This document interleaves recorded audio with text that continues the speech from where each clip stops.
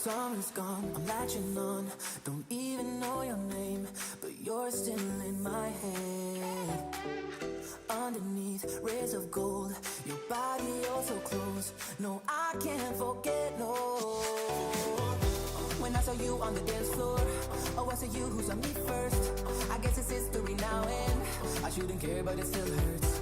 I didn't realize the danger, cause you're the end of the rainbow. And the music was so loud, didn't catch your name over this crowd. Girl, you should wear a name tag, cause all I wanna do is to know your name. Girl, you should wear a name tag, that's the only way that I get your name. Girl, you should wear a name tag, it's too important to be your name. People go insane when you walk by. Girl, you should wear a name tag.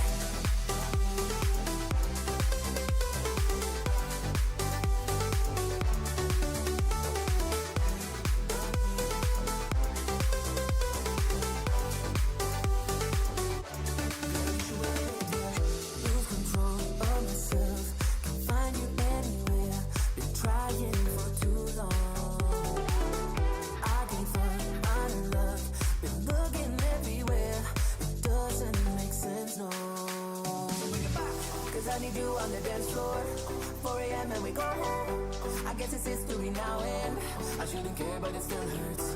I didn't realize the danger, cause you're the end of the rainbow. And the music was so loud, didn't catch your name out of this crowd.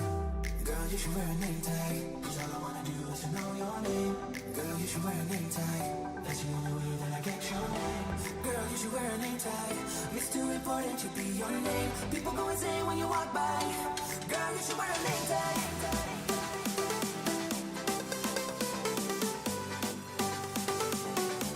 Girl, you should wear a name tag.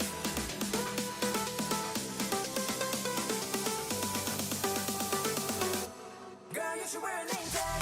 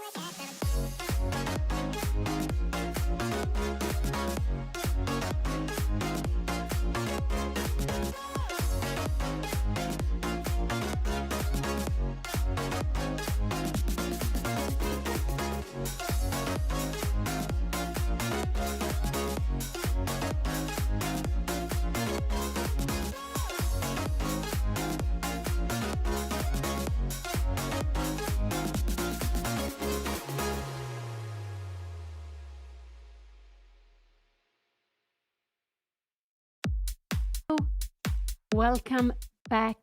It's a new round. It's round number 8, and Anna and her opponent will start at any moment. So I am Pia Cramling. I'm Anna's mother. I'm also Grandmaster. I will be here with you today, like I've been the other first 7 days. Here we can see Anna. She stands at the board and she's speaking with someone invisible. So she's already there at the board. That is very good. But we actually only have some few minutes before the round will start. So Anna is facing a Swedish player. I believe this is the Swedish player number 5 of all Anna's 8 opponents. His name is Ulf Hammar. Ulf is a very well-known name in Swedish, but in Sweden, in our chess community, Ulf Andersson, who is a legend and who was actually number 4 when he had his peak, when he was rated highest. I think it was 1984. But Anna is facing a player named Ulf Hammar. His rating is 2140. Thank you so much for subscription. Thank you. But he doesn't have any title. And today is the first time Anna faces an opponent who is higher rated than her. So all these first 7 rounds, Anna was the higher rated player. So she played against, I think it was 2, could it be 3 players on 1800? I'm not sure. And then the rest had something like 1900. Her opponent yesterday had 1974, a young player from India, but Anna won a nice game. And it's also very nice for Anna that after starting with 2 out of 4 points, she has won the coming 3 games in a row. So Anna won the first game against the Swedish player, I think Filip Isaksson. She lost the second game against the Swedish player Gunnar Andersson. She won the third game. I think his name was Irat. Bit unsure of the last name. Um, and in the fourth round, Anna lost to, that was a difficult name, with a Georgian name. And then fifth round, Anna won against Jay Sandhu from England. And then round number 6, the first game of this year, Anna played against a very young player, Charlie Chang from Sweden, and she won. And yesterday, the round number 7, Anna won against Ashvad, I believe his name was, as an Indian player, but young player also, born 2009. So Anna and her opponent, they have 5 out of 7 in the tournament. There are one player with 6.5 points from Germany. Then there are 2 players with 6 out of 7, one from Germany, one from Serbia. And then you have like 6 players, 5.5. But from 10th to 21st place, there are 12 players, I believe, on 5 out of 7. And one is Anna sitting here with black, and another one is Ulf Hammar, the one she's going to face now. So this is, it's a tournament, RILTON Cup. Here to the right, we see a Grandmaster, Kulavs, from Estonia. He's playing in RILTON Cup. All the players sitting there on the side are playing in RILTON Cup. We actually see another Grandmaster a little more far away. And here we have Anniken Vestby from Norway, ex-president in the federation, and very good photographer, I must say, and making lots of for chess in Norway. Very, very nice. See. So, yeah, they will start at any moment. I'm happy to see Anna sitting there already. I shouldn't say already. It is good to arrive early to the playing hall, but of course, not always easy. Yes, I guess Anna can absolutely win rating. I think she is a little bit on plus, or maybe, yeah, I think she's a little bit on plus, but I didn't actually check it, or around her rating, but she's performing very well. And here we see her opponent, Ulf Hammar from Sweden. He's sitting there here to the right, and he actually lost yesterday. I think it was it yesterday? Yeah, I think he lost yesterday also. I think so. But he has also made some draws, if I'm not mistaken. So zero point 0.4, yeah, Anna is actually performing according to rating, but it's just very, very good to have been winning these last 3 games in round 5, 6, and 7.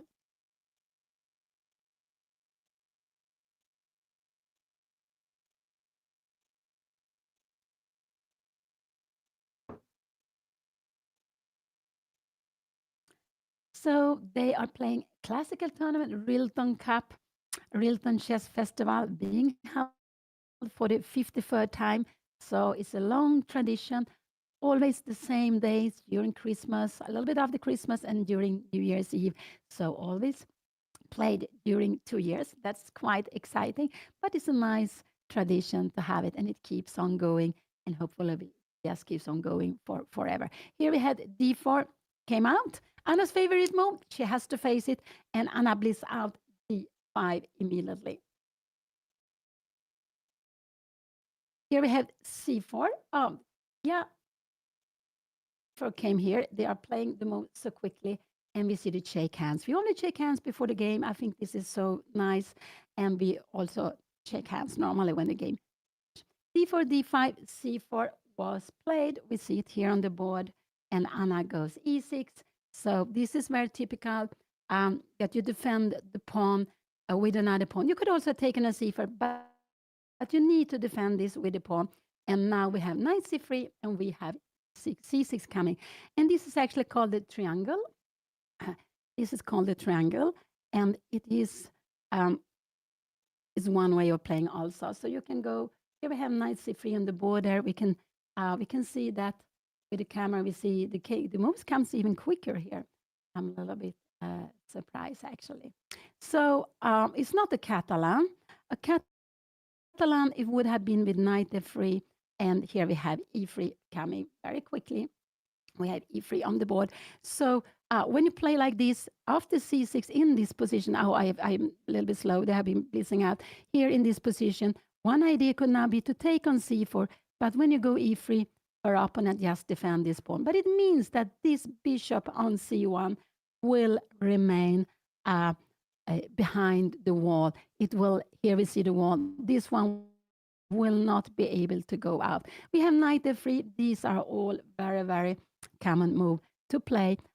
So we have all the two knights have come up. Also, black has developed a knight, and we can see that this knight on b8. It doesn't have any other good place to go to enter d7. So if you go out with it, this is actually very, very normal to play.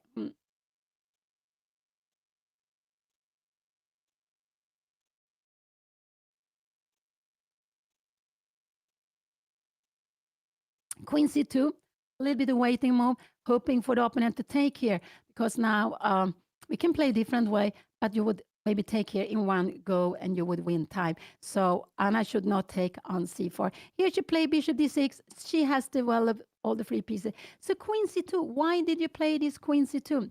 It's a little bit waiting move. I would say it's a little bit of waiting move here now. So bishop e2 came all very, very quickly played. You can go bishop e2. You can also go, you can play in a different way. Bishop e2, bishop d3, b3. These are all different moves. They're also tactical. Here we see it on the camera also. And now this is, I would say this is a Mariner Slav. Slav, we see the pawn here on c6. So I would say this is a Mariner Slav they are playing. So it is the 8th round. Anna and her opponent are both having 7 out of 7 points. No, they have played 7 games like all other players, I assume, but they are having 5 out of 7. So they are sharing 10 to 21st place. That is just very, very good. But of course, if you want to be there up in the top, it's important to take points today. I would say you need maybe 1.5 to be quite good here up in the top. But you can also, but of course, the main thing is to enjoy. So here we see Anna go castling. Her opponent went bishop t castling. So all this move has been blitzing out. Both of the players, both black and white, are having actually more time than when it started. So they have made 8 moves. White has made 8 moves, and black has made 7 moves. And now it's Anna time to do to play. And we can see white has the value 1, 2, 3.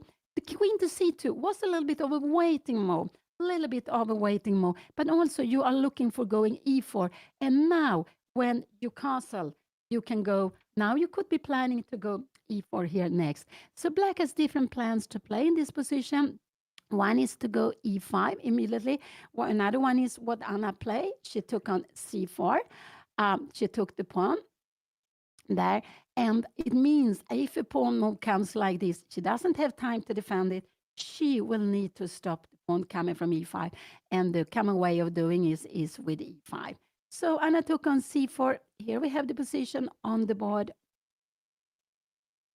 And her opponent grabs back, and so all the moves are coming so quickly. B5, have B5 here, and bishop D3. So her opponent is just putting the pieces here towards the king, keeping better control of E4 square, and also like this. And Anna go out with the bishop. So now all the pieces for Anna are developed. All the pieces are developed. So both of them have 5 out of 7 together with some other players. And there are 12, I think there are 10 other players, 12 players together. There are 6.5 out of 7 play from Germany. And there are 2 players with 6 out of 7. And then we had some 6 players with 5.5. So lots of players there up in the top, but there are 2 more games to go. And these 2 more, not games, but 2 more rounds with lots of games to go. In the group where Anna and her opponent Ulf Hammar is playing, there are around 144 players, and I see the 26. I'm sorry, I don't know where her opponent is seated, but with 2440, I guess he could be seated among the 10 first, 10, 12 first, I would guess. That he is seeded. So he's really one of the top player in the tournament. But it's also very nice for Anna to get the chance to play against a higher rated player. So it's just very, very exciting.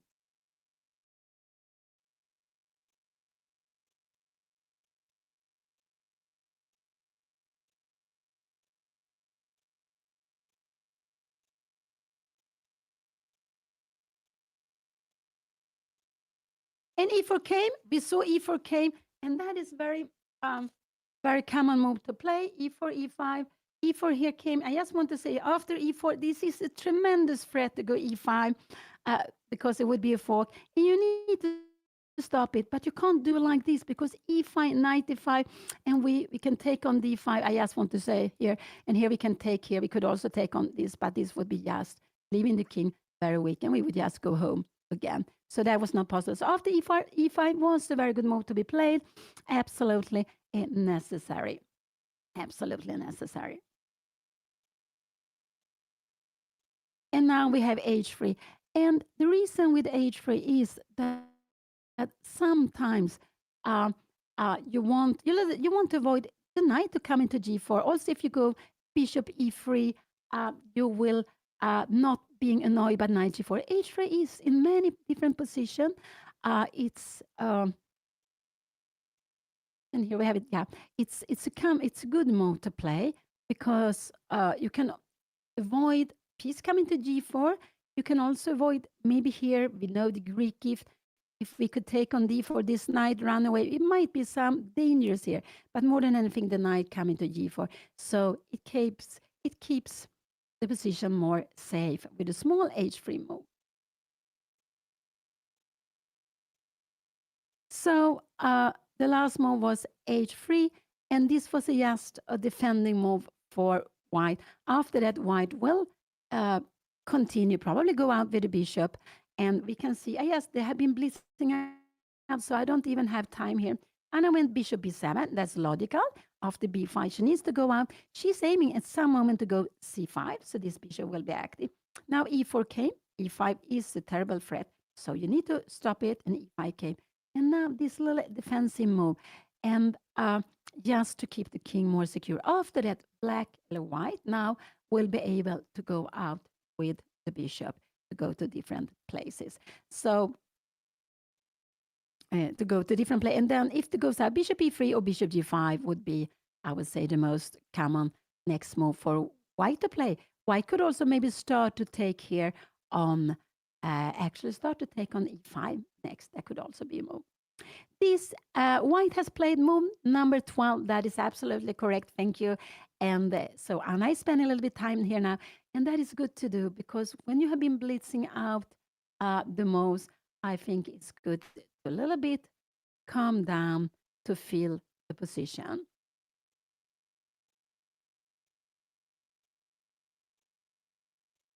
I don't know if Anna wins today. I'm not sure how much she could win in the game. Could it be that she would win like 15 points or something in one game? Could it be? I'm not so sure actually. No, 15 points. Sorry. No, maybe no, maybe not 15. But I, how much she could win in the last two games depends on. First, she needs to win today, but then it depends on her opponent the last round, the rating of her opponent. So it is impossible to know how much rating Anna could gain because it depends on the opponent. But if Anna would win today, she will face a higher rated opponent. And if she would win, then she would win lots of rating. That would be fantastic. But now, important to enjoy this moment, find good plans. And Anna is facing a very good player here now. He is almost 100 points above Anna. I don't know his peak rating, but I know he has been close to 2,300. And so this is absolutely a strong, experienced player.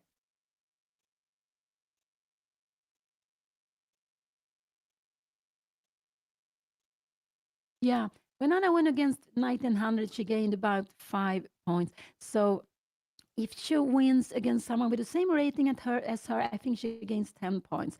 And if she wins against someone with higher rated, she wins more, depending on how big the difference is between the opponent and Anna. So yeah, I think it's about that.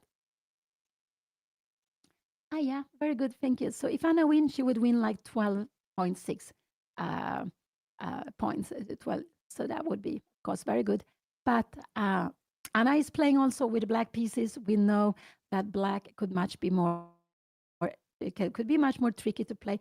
And Anna has been doing so fantastic with white. She has won all her 4 white games. And with black, she has scored now one of the three. She won the game yesterday, but she lost the first two games. And actually, I would say that in the first game, there were lots of chances for Anna, but finally she went wrong and she lost that one. Uh, in this position, yeah, these are the three moves to choose from, I would say. Maybe to go a6. You are planning somehow to get in c5. You can also go rook a8. The rook is very good here. You keep an extra, you look at e5 extra well, but behind e5, you had a pawn on e4. So that is also possible. These are the two moves. What could you also do here now? You can also take on d4, but maybe he has to wait with tension. But you can also take, but now after this move, uh, I don't know what is coming. You might go rook d1 and knight f5 will be coming soon. No, I wouldn't like to take. I think that is too quickly. I would prefer to wait a little bit before taking on d4. So I would, yeah, I would prefer not to take on d4 here in this position.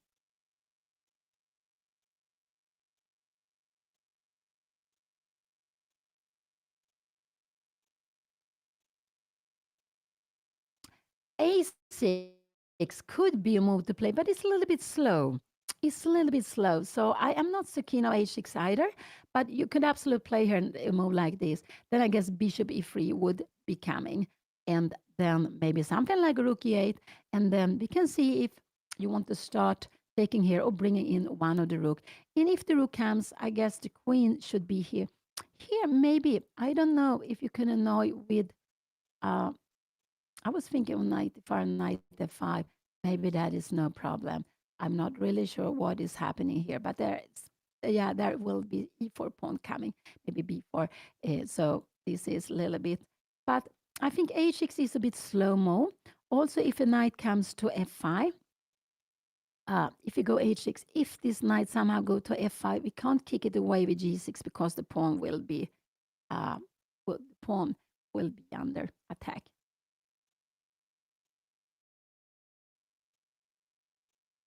Yeah, they have been playing very quickly. The first 12 moves has been blitzed out by both Anna and her opponent. Both of them have play the most very, very quickly. Anna now is spending a bit of time here. And I think that is good because when you're blitzing out, maybe, yeah, we can go also queen is 7, but that we could good. But I'm not sure we want to be it here because of the queen is 7, bishop g5, we will stay in a pin. So I'm not sure we should decide where to have this queen. Could be that we want to go queen c7, queen b6, maybe even queen b8. 8. So we have flexibility here to put the queen in different places. Yeah, and yeah, the part 2 in the course, in Anna's course, her her variations with white now first. The first line first was out earlier, was out last year, and then the second course is also out if you want to check it. Yeah, the Rook 8 is also a decent move to be played. It is a decent move to be played. The idea with A6 is you defend B5 and you want to have C5 in the air without losing this. But if you go like B4, I guess 92 will come. We will give this square, and that's why. And we can't go C5 because the pawn.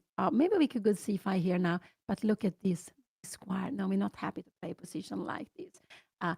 This would not be, I just want to say, this here, here. We wouldn't lose the pawn because we have queen take d3 here now. And after this, I just keep going. I have the next one. So, so we don't go b4 here. We are careful with moving the pawn, bishop, pawn forward because we have a square here on c4. Yeah, there are lots of different ways to play this position. Absolutely, lots of different ways to play it. But it is just, it's a, I guess it's a quite well-known position where now finally white has made h3 to keep the king safe, and e4 came. And the idea is just that you will be able to bring it out to e3, or if you want, you can bring it out to g5. So finally, this bishop that was blocked behind the e3 pawn will be able to develop. And also, of course, you take more space. Maybe you have a dream of, let's say, I don't know, Anna makes some slow-mo. Maybe we have a dream of making like this. I just want to show, and we can play. Can we play like this? I'm not sure if this would work and go f4, have here. And we have e5 coming, and this pawn is hanging. So after c5, we might have e5 coming, and that could be not so good because after c4, wow, that's not possible. We have bishop f5, and then we see that rook 8 was not such a good move. So rook 8 maybe is a move I would not like to play already here. No, I wouldn't want to move it. This bishop is better on d6. Here we can see it doesn't control this square so much. It also loses a time, and there is no. I can understand that the idea is to go here, queen d6, and take on d4, and then have a mate. But it's too slow. And to get the queen to d6, we would need to go with queen e7, queen d6. No, the plan is too slow. All these pieces are developed. I like this move, rook e8, and we are putting pressure here. This is a move I would like to play here now. But also maybe a6, but not rook c8, as I'm not sure that the rook will need to be there already now. But again, the idea of a rook c8 would be to go, because we can't go b4, c5, c4, we would, no, not even that would probably work so well. So yeah, here we have the position, and now Anna, she's taking some time here now. So let's see what she wants to play. This is round number 8 out of 9. So this is the second last game.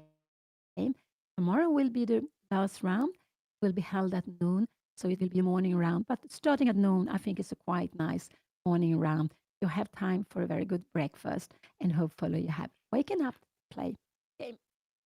And Anna's score, like her opponent, is 5 out of 7. 5 out of 7. And it's black to move in the position.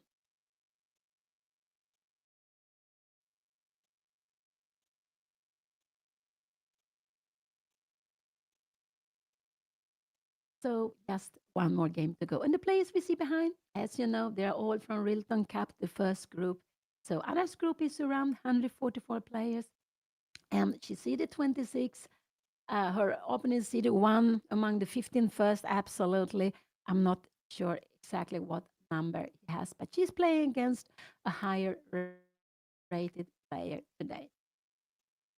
So they are sharing 10th to 21st place with 5 out of 7. One player with 6.5 out of 7. That's amazing. Two with 6 out of 7.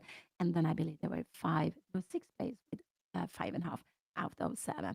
So such a big tournaments, of course, there are lots of players having lots of points too. And 9 run is very, very typical to have in open tournaments.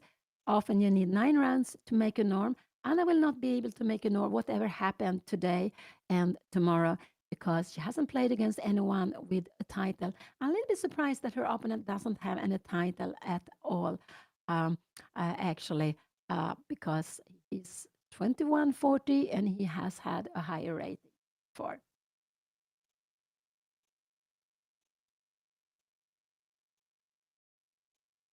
And yeah, Anna, her rating is 2046, her opponent 2140. So it's close. It's like 94 points, those two.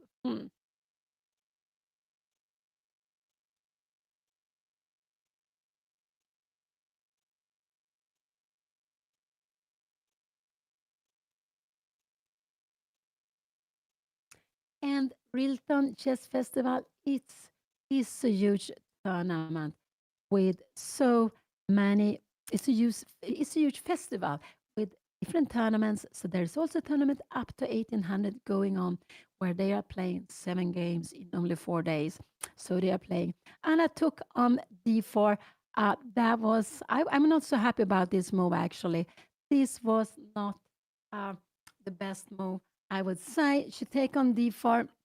Now this could be a little bit scary after that. What is her plan? I think her plan is to go after knight take d4.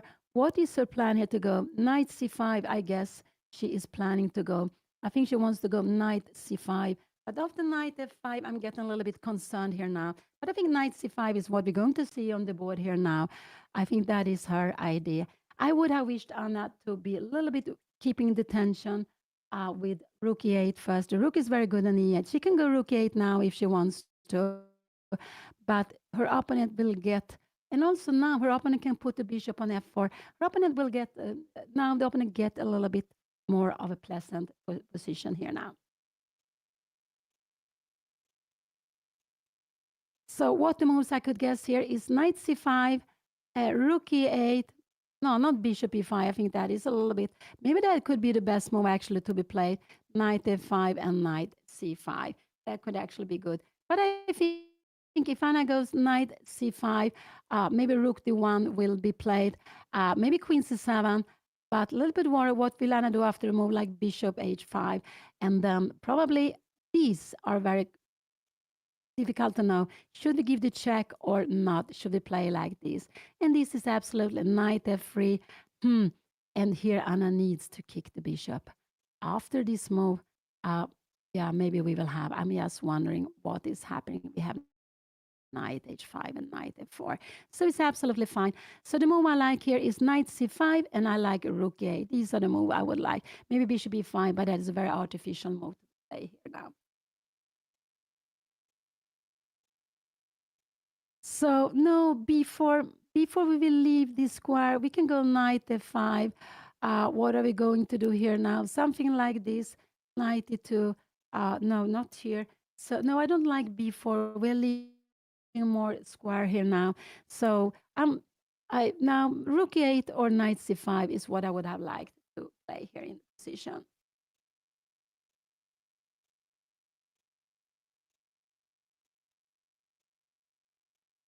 So yeah, let's see. Here we have it on the board. Here we have it on the board. Anna took here. Uh, yeah, so I would say 92. We can just go bishop e2, and now f4 is coming. This would be, can we go b4 here now? Yeah, it could be knight f4. Can we do something like c5? But knight takes c5.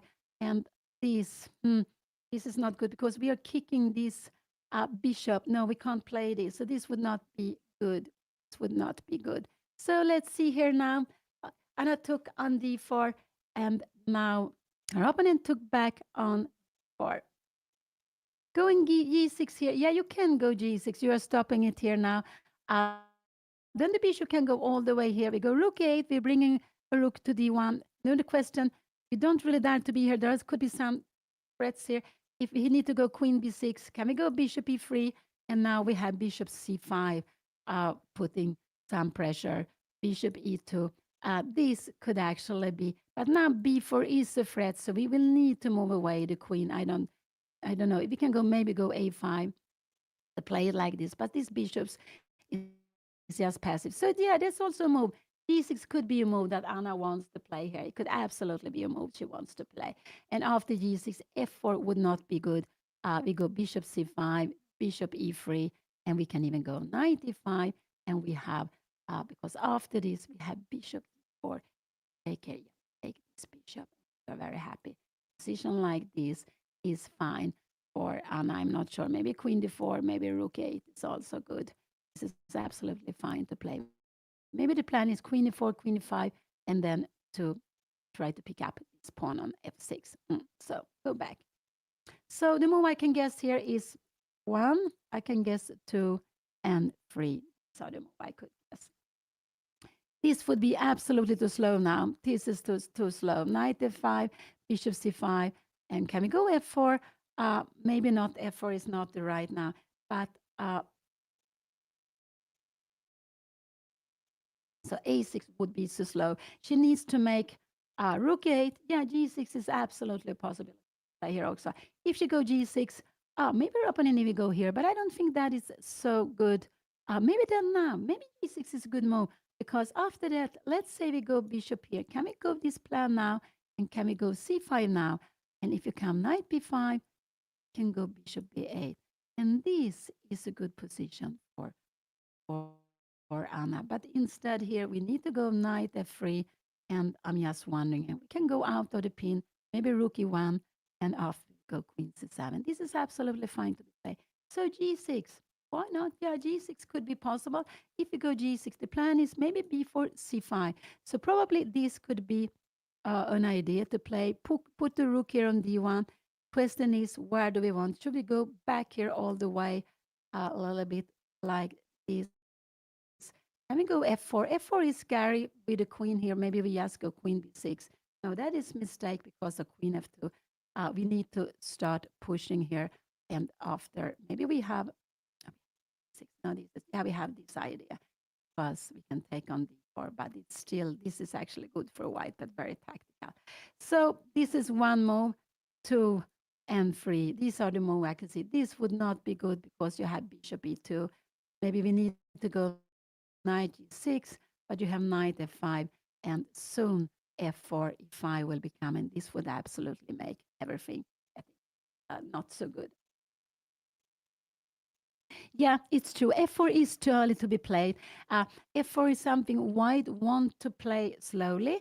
Maybe if these two bishops are gone, then you could go F4. If you try to take advantage of the pin, you can put the queen on F2. So it's right. F4 is too early now with a knight on D4. Absolutely. But it is a plan. Uh, it is a plan white has in the long term. White's long-term plan is to go e4, e5, and then we see there are threats here. White also has this plan of going knight take f5, also of going with a knight to f5, and that's why I was not so happy with Anna taking on d4 so early after um, so soon. I would have preferred to keep the tension. The position is actually okay to play with black, but Anna chose, she made it easier for white with the last move, taking on d4. She should have kept the tension. Absolutely. So it's absolutely possible to play, but if Anna make some small hesitant move, yes, then she will get problems. Well, she has allowed this knight to come to d4, There is no way we can do anything. But there are too many pieces. If you come here, if you go bishop e2, yeah, then we have b4. So knight c5 is a logical move because you can't go back here. But her opponent can go knight f3, but then maybe we go bishop e1, rook d1, queen c7, and we can see in a position like this, uh, knight c5, uh, uh, her opponent would like to go with this rook to d1. So after knight c5, the best would be to bring out. No, this is not the best. We have bishop e1. We have a terrible. So knight c5 is a nice move. And then her opponent probably has to go with this rook, but then cannot play the plan here. So now maybe queen c7 is fine. But as I said, this is something I'm a little bit annoyed about. But we have, I don't know, with the check or without the check here, knight f3, and to play a position like this. But no, not like this here. I would actually like to go h6 here and have bishop. Oh, yeah, I'm not sure how these things will, uh, yeah, I'm not sure at all. I think this is actually very nice to play for a white. It's coming and the bishop so passive. I am not very happy about the position like it's very slow and yeah, trying to but black takes control of the dark square. White takes control of the dark squares.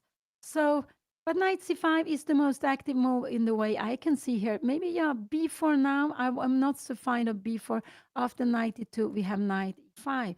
So b4, knight f5 is important move to play. And how is this position, but this one and knight e5? This is actually possible to play. Wow, so tactical.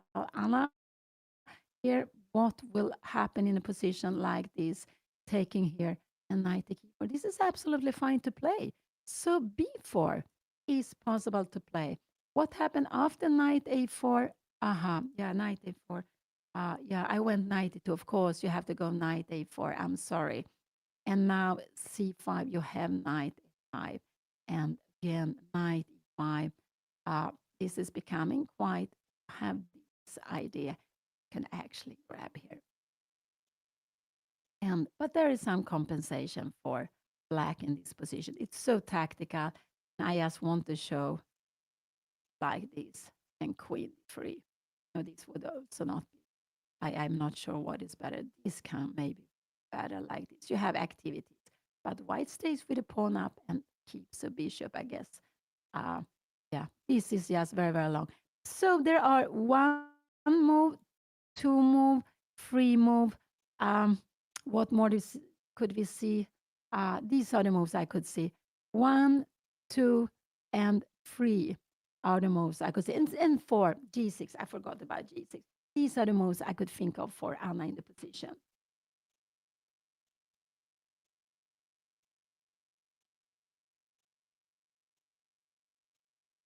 So they are getting 90 minutes for 40 moves. If the game will continue, they will get half an hour extra after 40 moves. And all the time they have this very important half hour game. Now Anna is behind. She has been spending lots of time here now. So yeah, it seems like she's maybe not so happy than with the position. But the position is still fine. White is maybe a little bit better, but she has lots of idea. And it could be that b4 is a good move after knight f5 and to play this. But this and knight e5 is so crazy. This is absolutely crazy. But this is absolutely, oh, aha, here. And now we go queen, take c3. This is a better move to play. And can we go here? Rook e1, yeah, after f4, f3, we are actually in time. Move. So we can play it. Oh, but again, I'm not sure what is happening here. Take, if you comes out here now, we have f4 and the knight comes out. If you come here, can go queen knight e2 and we come out this way and come here. Yeah, we come out this way. But this is crazy. Very, very far away. Very, very far away. So let's see what Anna will play. But it's all very exciting. Different moves she can play. She can do this position.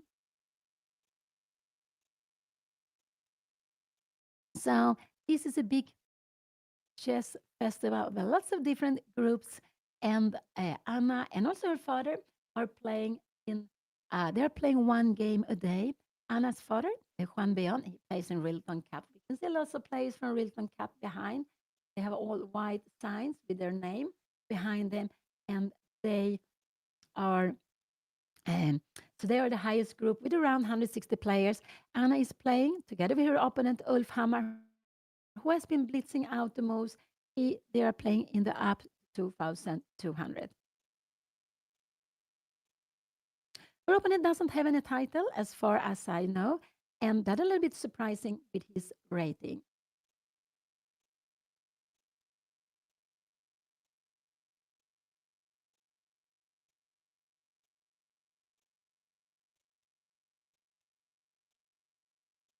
Yeah. So Anna has spent like 15 minutes after taking on d4. I would have wished she would have spent a little more time before taking on d4, but she really she wanted to take away the tension, and now she has different plans here. So let's see what she will do.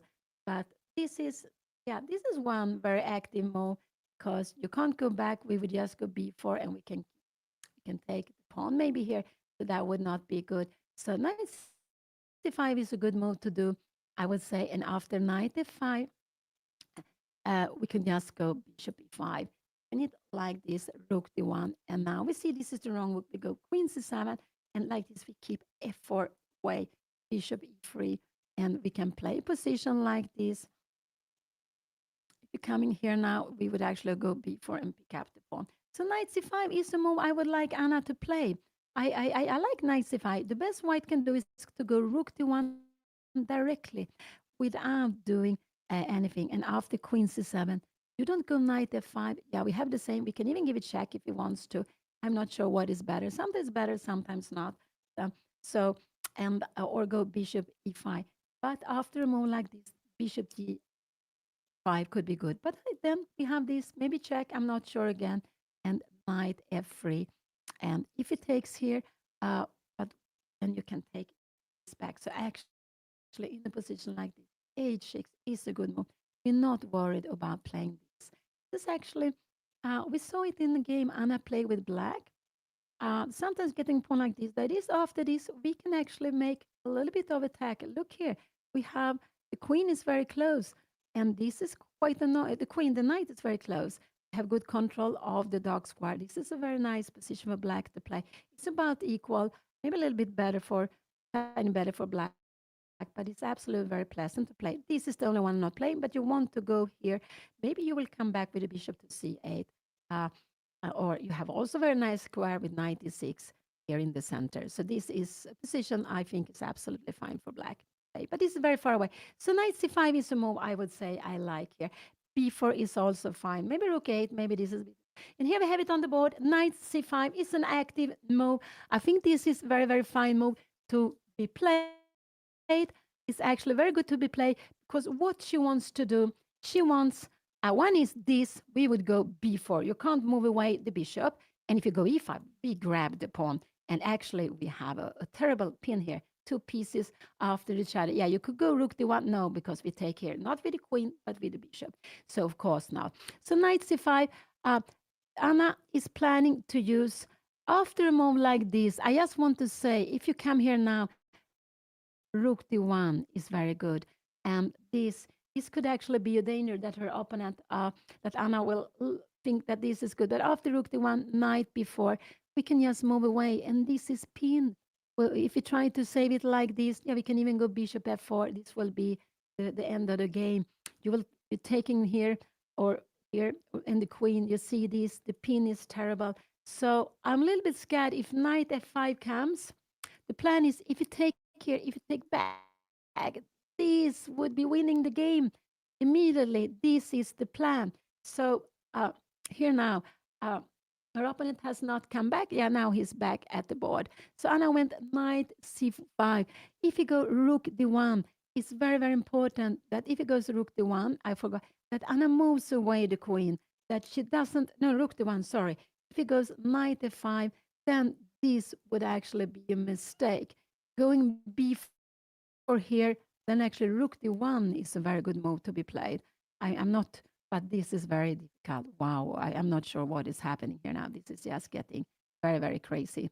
This is very crazy. So here it could be. So all of a sudden it can become very, very tactical because we have pieces here, which are a little bit could be hanging, could be some tension. So our opponent now, this rook d1 is normally the best move to keep this defended. You put on pressure here, but this is possible. And if knight f5 comes, this would actually be a mistake because of rook d1. And this I'm a little bit worried about because now we will take on d1. This the bishop doesn't have. If we come here, we take rook take d here. We go queen c7, but maybe can we do bishop d5? We are getting very very active here now. We need maybe can we go rook d8? No, take and knight d5. This is the end. Wow, this is just so terribly. After this, I think we have no. We just take here, play a position like this, and now in the end we have rook g3. I am not. This is very far away, but in the end we can also go rook d1, and we can see that this one is very passive. It's difficult to get it into the game. So white has a fantastic knight here now, and we would like to have the pawn on b6 so we could go c5. And we are actually planning some rook d6 or knight d6 play against this passive bishop. So let's go back. Let's go back. Knight c5, very active move, but there is danger. Knight f5 is possible to play, and that is actually setting a trap I'm worried about. That is actually setting a trap I'm worried about because after taking here, black will come into problems only after this move. This is such, and we can see there are so many pieces here. And even if you have this, you can even go, you can go here. This is very logical to go. We have a threat here now. And we come back here now. Uh, the other idea is this taking here and after position like queen take d3, this would absolutely be fine. So this would be fine. If black would have, white would have compensation uh, for the exchange even there with, but anyway, yeah, let's go back. Let's go back. So that's very fun. So knight c5, what will he play? This is a very brave move, and it is a good move if it's possible to play. And the best Anna can do is just walk away, now threaten to take, and rook d1. We see the wrong rook has to come here to d1, and now queen c7. And because we would like to have this position, then white would have better chances to go for f4. This feels a little bit like the wrong rook. But then the plan is maybe to go bishop e3 and rook c1. But a position like this is absolutely possible for white to play, for black to play rook. Oh, sorry. So here we have position on the board. We have it on the board. Such an exciting position. Knight c5 came. What will he do? Rook d1, or does he dare to go knight f5? After this is a good move. But I am very scared Anna is tempting to do something like that. And these are the two moves I can see because Anna has a threat here. If her opponent moves out the bishop here now, we can go like this and we have c5. And what is the point with c5? If you go back, give it check and take queen. So after, so this is not possible. So to after this, Anna has a big threat to take on d3 and go c5. But this is a way to defend against this. This is also a way to defend against it, to put the rook here on the line. And after a move like this, I'm quite sure Anna would just um, move away. This would be very dangerous because you have some tact. Yeah, maybe you go here, yes, you go after the bishop. But queen c2 would be a good. We are not. Are we worried about knight here? Queen is 7. This is actually no problem because without the pawn, we will lose the queen. But with the pawn in e4, this is no dangerous. It's not at all dangerous. Let's go back. Let's go back here. Have the position. But it could be that rook d1, that Anna will not go queen c7. It could be she go queen b8. And this is much worse because we can't have the rook here. So after this, queen c7 is a good move. But this this looks scary. This looks scary, but it's absolutely fine. She can go wherever she wants, and there is no problem here. Not at all. I would go, what would I do? I would probably go queen e7 here, and there is no problem because the e-pawn. Without the e-pawn, you would have a check here, but with the e-pawn, you're not allowed to jump. And after e5, we are in time to just grab it, and we have an extra black has Knight c5 was played at the board. Knight c5 was played, and that is an active move, but it can be lots of things happening here now. So I'm quite a little bit worried. I'm worried about this move because it's very tempting to go after the piece. And I think that if her opponent see that knight f5, that this doesn't work because the rook d1, this is a good, I don't know, here, queen e2, yeah, maybe knight bd5 could be played and take rook e8. How is the position like this? I'm not sure what is hanging here now, but this is probably fine. Maybe queen d7 and to play how this position. And we actually are doing very well. The last move was maybe not the best, but this position we can absolutely play with black. Absolutely. So let's go back. Let's go back. So here, so if he goes knight f5, Anna takes here rook d1. She can fight with this. And if queen b3 comes, yeah, we go back here. And in a position like this, if you go knight e2, we go just away with the bishop and we will stay with an extra, I think we stay with just an extra piece. We have queen d5, uh, but then we have knight 7. So beautiful. We are defending the mate, we are also defending the queen. But you see, there are lots of tactics, lots of things to calculate on. And chess, often that happens to in most positions, also in endgame. Sometimes it's very important to be able to calculate exact, not go wrong. Yeah, Anna is facing high-rated opponents, so today to make a draw would absolutely be fine. We have a very exciting position, not at all drawish. So I guess in this game, anything can happen. Absolutely, anything can happen. But the draw would absolutely be very good because her opponent is almost 100 points higher than her. He had a peak rating over close to 2,300. I don't know exactly what it is. Anna's peak rating is like 2185 or 2175, so it's lower. And he's also older. He's born in the 80s, so he has been playing chess perhaps for a long time and could be an experienced player.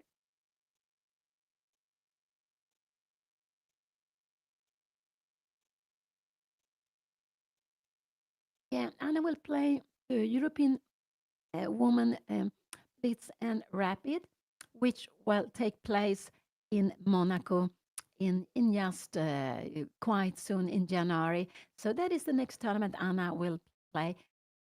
And it's a tournament just going on for 3 days, 2 days for the Rapid and 1 day championship.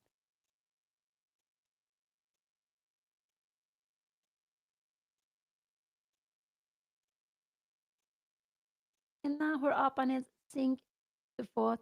And yeah, it could absolutely be that this position has been played before. I would guess so. It's the opening Meraner in the Slav fans is it's quite popular. You can reach it in different move orders in different ways, and it's just quite popular. Um, but I don't think we have seen it in a World Championship match for some time. But it is absolutely popular to play. And there's so many different plans for white and black. Now we have a little bit, we can't see the board so well, but I do hope it will come back very, very soon. I do hope it will come back.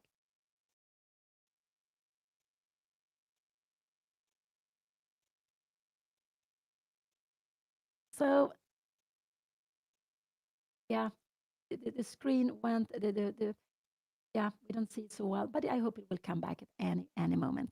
So we can at least see the very well on the we can see very well on the board. Last position, knight c5 was played. Oh, here it comes back. but yeah, now it's good again. I'm very happy for that. Yeah, queen c2 is very common to play in the Miran in lots of different plans, and it's a good square for the queen. You are looking at e4, but from behind also you look all the way towards the queen, the king, towards to the king side and the king, because in black most often castle short side here in these lines. So here we have it. Knight c5 was played. Now he calculates. I can only imagine one and two move. And it depends a little bit on his style. This is the solo move. You keep everything, defend it, and then you need to take away the queen here from you. Maybe rook 8, but knight f5. Yeah, maybe this could be played. Bishop b5, but you lose a pawn. Why to go anything like this? That would be a pity. No. So if rook d1 comes, Anna needs to move away her queen from this file. Queen c7 very logical and to be played. And so you keep. But it could be that Anna is scared of this sacrifice, even though this is absolutely no problem. She can go to different here. Here he's on his way to move. He's quite a quick player. It looks like he's on his way to move. He played rook d1. That was a very good move. Now queen c7 is the best move to be played. Could it be that Anna also wants to go b4? Could that be a good move to play? But knight f5 is a little bit tricky then. Um, Knight f5, what will happen? We take on c3 and queen takes c3. Oh, that is just, oh, wow. That is very, very difficult to be played after here. We have some queen e8, and in the end we have queen a3. Wow. Wow, wow. This is a good position for, no, because we are going to pin. Yeah, but this is too complicated. This is too complicated. So it could be that Anna also will go b4. Queen c7 is probably the best, but it could be Anna is scared of these sacrifices.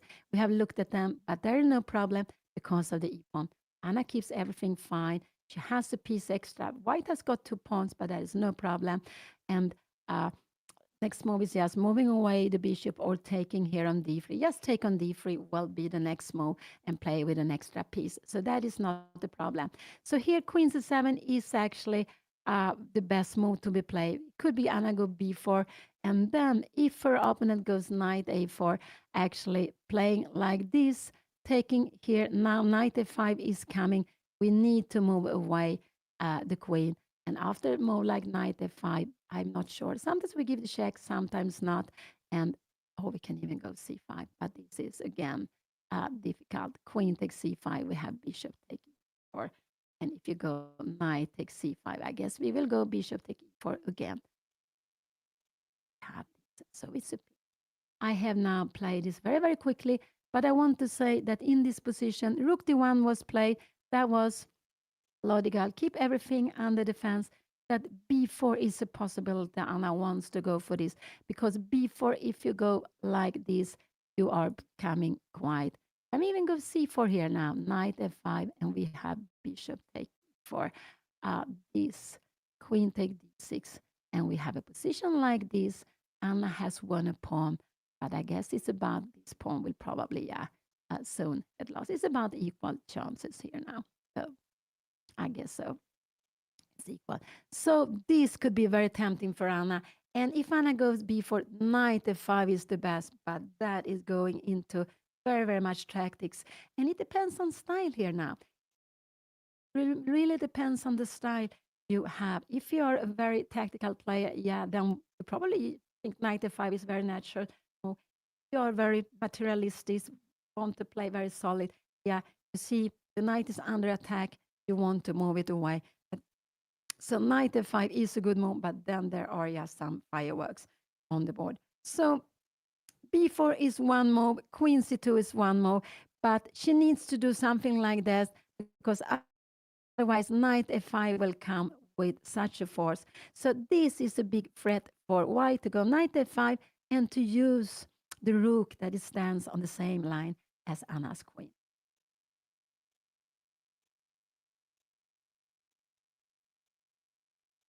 So Anna has spent like 1 hour, 30 minutes. It has been mainly on the last two moves, taking on d4 and then going knight c5. taking on d3 here now. I don't think that would be so good, but it could be a possibility. Can we go queen c7? No, this is actually worse. It's better to keep the pieces. We just making ease for black, for white to get a rook active. So taking on d3 is not a good move, but that could also be tempting. So this is one, this is two, and then queen c7, what I do hope Anna will play. But I would say that is not such an easy choice because of this move. But this is nothing to be worried about. But we need to uh, calculate it and we need to be able to value it correct way.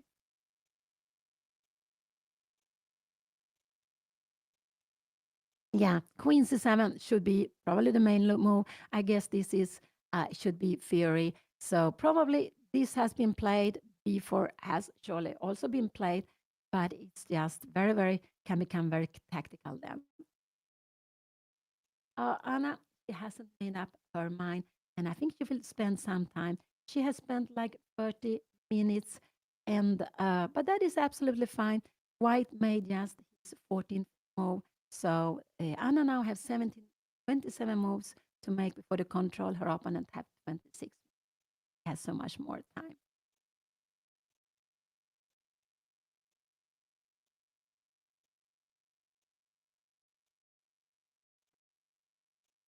Yeah, unfortunately, we have some problems with camera, but I just do hope it will come back again.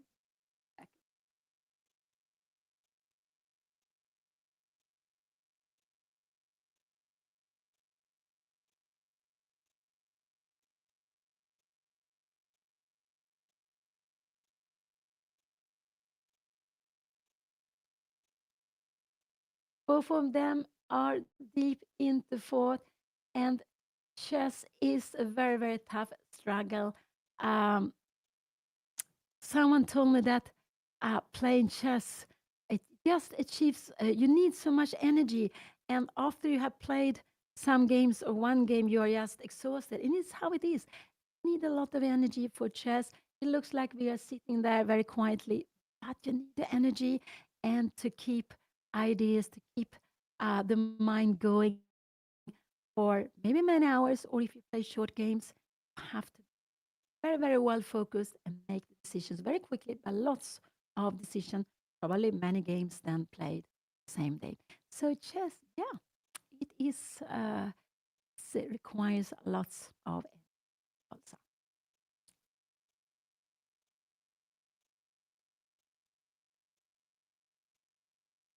So Rook D1 was played. That was a very logical move to play by her opponent. Was the safest move because he didn't want uh, to go.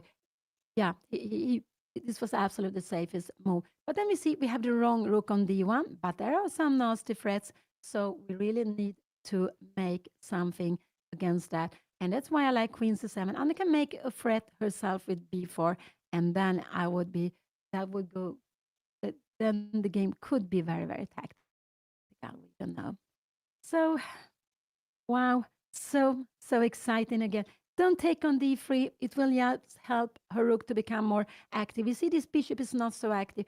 Better to keep it. So because if the bishop goes away, let's say we go here, you can't go away here really. We go b4, we goes away, and we will grab this. So it's better to wait. But sometimes we are quick to take away the tension. And this is what Anna did. She took away the tension, but she wanted to go knight c5. She wanted to do that.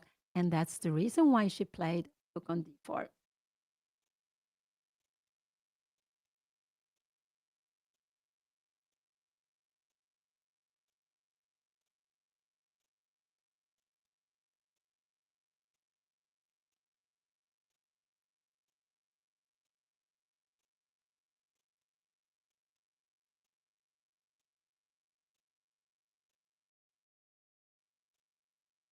So such a beautiful tournament being held for so long time, and 53rd tournament. In Rilton Cup, there is one player with 6.5 out of 7. I must say that's amazing because in the high group, there are normal lots of draws. It's Yu Yangyi from China. And then I think he's followed by only one player, Anton Demchenko from, I believe, Slovenia, who is the rated number one. Yuyangi is the rated number three, but the rating difference is small. Both of them are over 2,600. So we can see that up there in the top, there are some very strong players taking part in the Rilton Cup.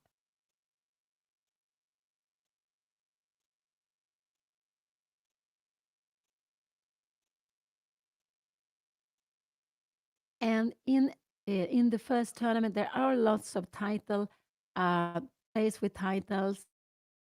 There are 22 grandmasters, and I think there are 46 nations represented. And the most players are from Sweden. That's natural. The tournament is held in Stockholm, Sweden.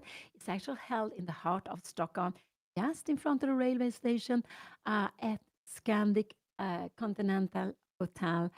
And but there are also 22 grandmasters, and I think that is quite a nice number of bishop e5 would not be so good, actually, only because on knight f3.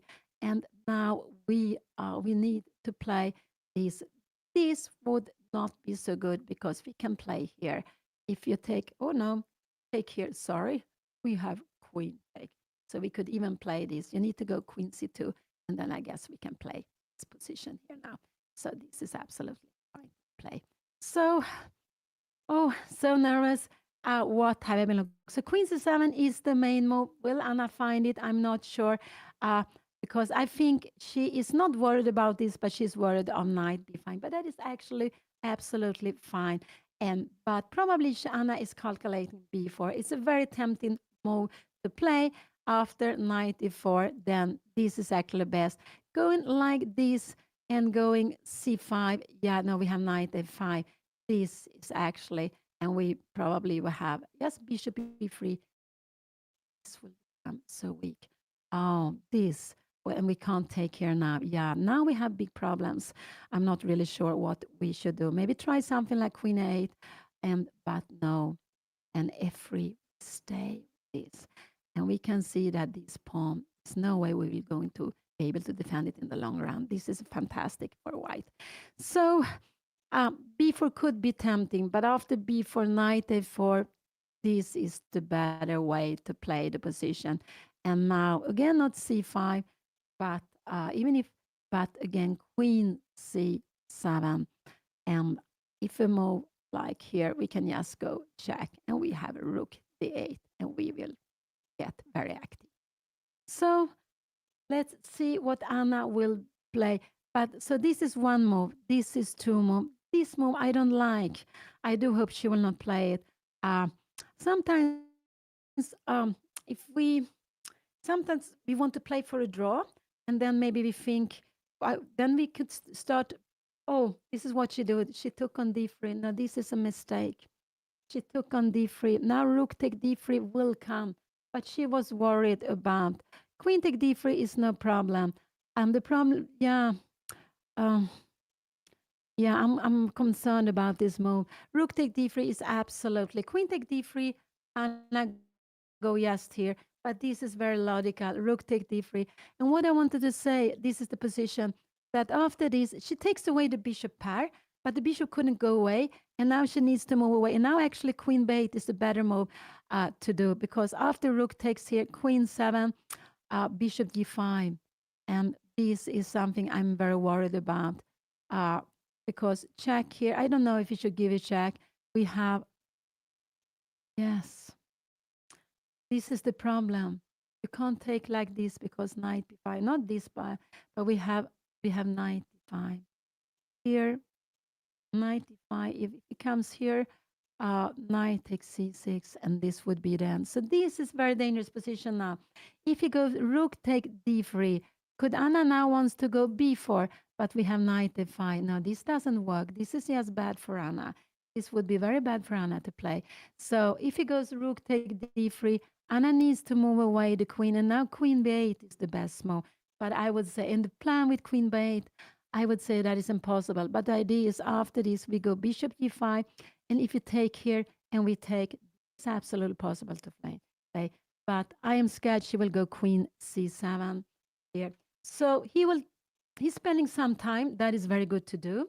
And it could be that Anna, yeah, she won't take the bishop part, but he makes his rook more active. And there are tricks. I don't know. After this, she needs to go. We don't have time for b4, knight f5. We don't have time for it. So after rook takes here, but it could be but knight f5 is coming with such a threat. So Anna needs to move. And I think queen c7, maybe queen e8 could be a move, but it's not a human move. So the human move is to move away, and this is the human move. But the problem is bishop 5. This is the problem. Can we go knight h5 here now? Knight f5. I'm just wondering what is happening. Check. We go bishop e5. We go bishop. We can go bishop f4, and yeah, now you have bishop e7. This is the problem. So this is actually a big problem here now. This is actually a problem. So we can see Anna helps her opponent to be very, very active. Yeah, after rook take d3, queen b8 is the best move. But again, bishop g5, and now probably go bishop e5 here. Knight f5 is not a problem because now we have this. We have b4. We are yes. So this is not a problem here now. We are playing b4. If you go away, yeah, we will go knight take e4, I guess. So this is absolutely possible to play. Queen b8 is the best move, but I don't think this is human to see. I think it's not human to see queen b8 here. So if the rook takes, and I take threaten here, knight f5 now could be play also. Knight f5 is a move that could be played. Remember, we have been looking at this. We have been looking at this before. So this could actually also been played. And now we were looking at this knight before. I don't think he will go into these things. But actually, we have been looking at this, but now with another move order. So he actually has 3 moves to do. This is one. I can't believe he will go for this, only if he's a very tactical player. This is the most logical. You keep the rook very active here, and he can also go queen d3. But then Anna will be happy to try to exchange some pieces. I don't know, bishop e3. Can we even go c5? And if you take here now, we can actually go, I guess we can go, yes, for an endgame to play like this. So let's go back. Let's go back. We will get an open position in them. So these are 1, 2, and knight f5 we have been looking at with another move order. Oh, this is so crazy. This is the best move. No, this is also a fine move, but this is not so much to be worried about. And rook take knight is the obvious move to do because you keep the rook active here. You have a very, very big threat of going knight f5 afterwards.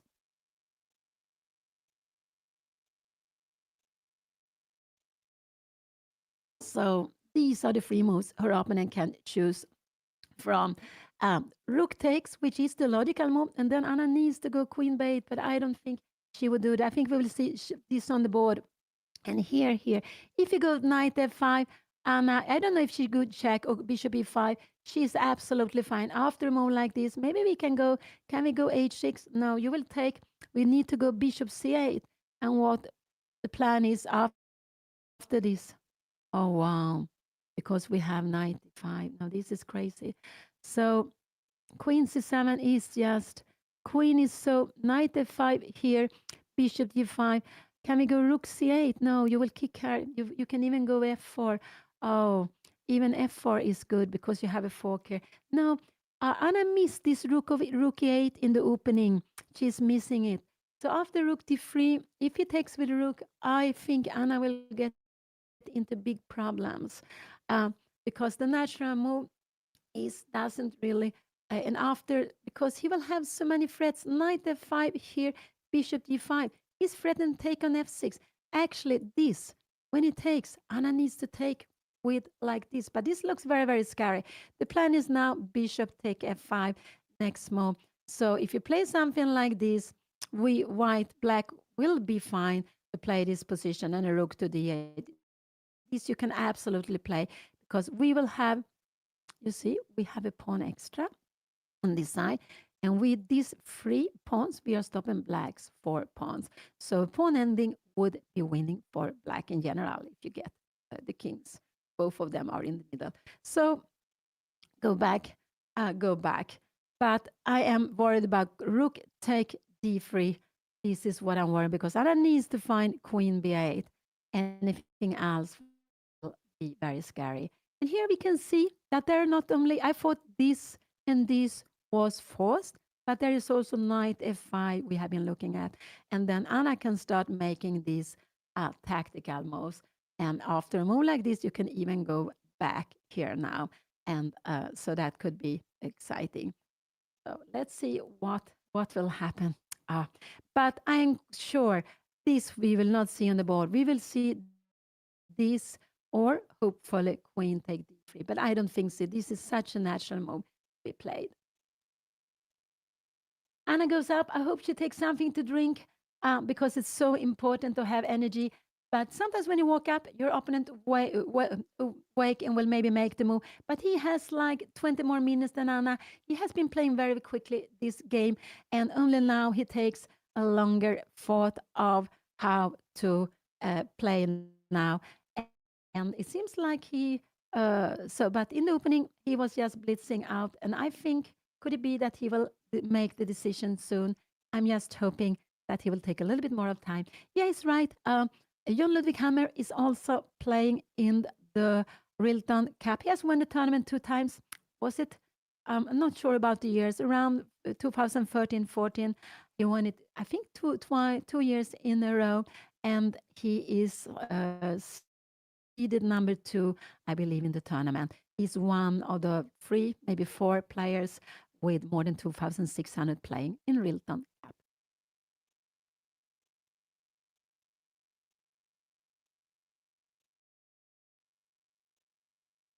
So here we can see the position on the board. We can see it both on their chessboard. We see live, but we can also see it here online. So we see the games coming out immediately here. So that's very, and we have such an exciting position. I'm getting so nervous here because what he plays is very important, but what Anna comes up with afterwards is also very, very important.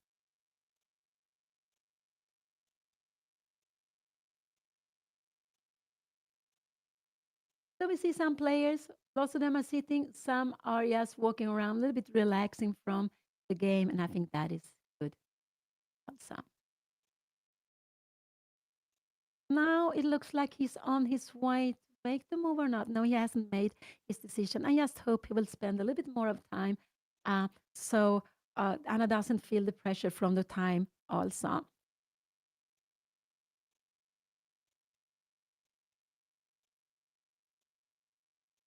And in Europe, I think it's very unusual that you bring your own pieces to the chess tournament. You are playing with the pieces the organizer provided.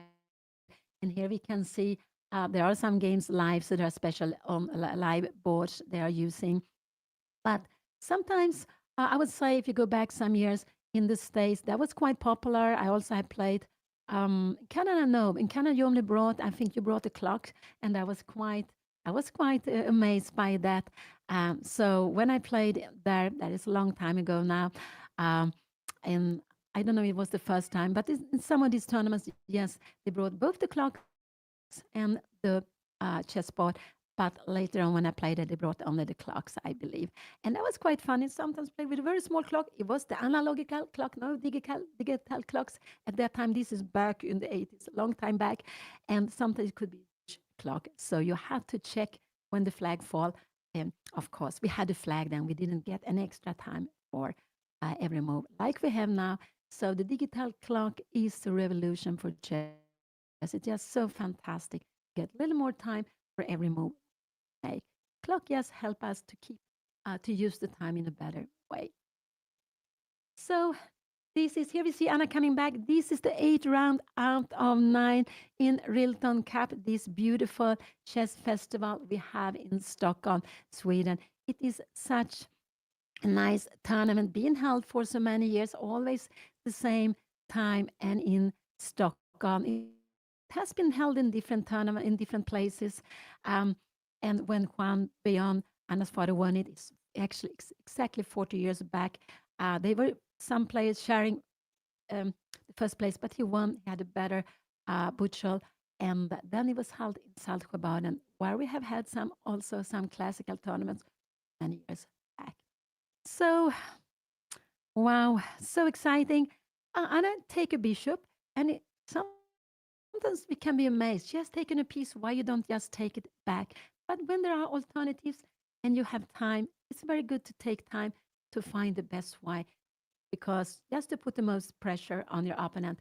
And the best way for white is to take back with a rook, I would say. He can go this knight f5, but then Anna can start going some tactics here. This would make the game very, very tactical. I don't think we will see it on the board, but knight f8 is absolutely possible also. And he can play this more solid move. But rook take d3 is the absolutely logical move to be played here. And queen c7. Can we now go bishop g5 now? If we go b4, uh, you take here now. Can we take on c3 here now? No, we can even take on g7. Wow. We have a check, king here, queen takes, and you see this bishop is trapped. So again, this is the problem here. Um, yeah, so there's lots of problems with that her opponent can become very active. In all lines we are looking at, this bishop remain passive. She doesn't have time for c5. It's very important that it's here because it defends c6 pawn. It also, and we don't have the rooks connected yet. So this rook would have been so much better on e8. It would have made lots of different, um, lots of a difference to have only this little move being played at this position, keeping track on e7, putting pressure on e4. So it would have been so good just to have this little move played. And that is why Anna, she released the tension very early in the middle game. And maybe she released it a little bit too early because if her opponent plays the best, she can get under pressure. So he hasn't made his decision. He has been thinking for like 15 minutes, and I'm just very happy. One way, I'm happy to see that, but it also means so at least he will get closer to Anna's time, but also a greater danger that he will play the best move.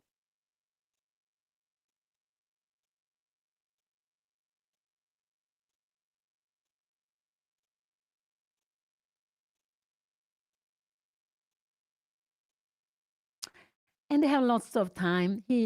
Anna's opponent, Ulf Hammar from Sweden, he has 65 minutes plus the 30 seconds he gets. So there are lots of time. And now this is move number 14. They both need to make 26 more moves to reach the control. And they have like, Anna have 52 minutes plus 13. She has like 65 minutes. So a little more than 1 hour to make the moves to come, and her opponent has, yeah, he has like 12 minutes more by now. So exciting. The second last round, it could be the last game Anna plays with black in the tournament. We don't know. Normally she should have white tomorrow, but we don't know. Depends, of course, who she will be paired against. But it could be the last game she will play with black for this tournament. But it's anyway only 2 more games to go. Already 7 round has been played. Anna and her opponent and 10 more players, I believe. They have 5 out of 7. We have one player with 6.5 out of 7. That's amazing. A player from Germany. There are, I believe, 2 players.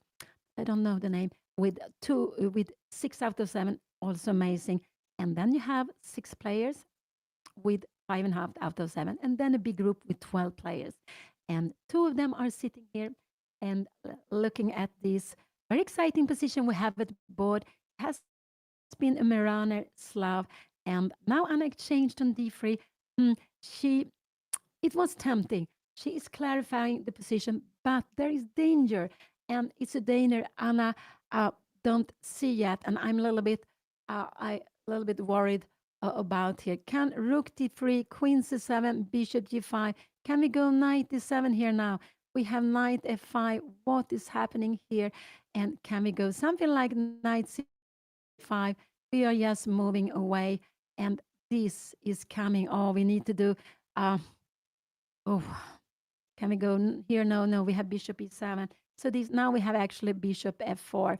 But in the end, bishop f4, queen take f4. No, we don't have knight e2, and this will be last here because f4 is coming. Yeah, this is not possible. And this would be so much better. Then this would be very good. Yeah, let's go back. This is very far away, but white has so active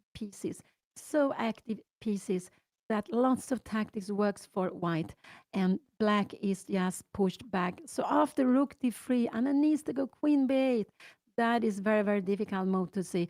After bishop g5, she can go bishop here, and she can absolutely play this position. This is absolutely, she can play.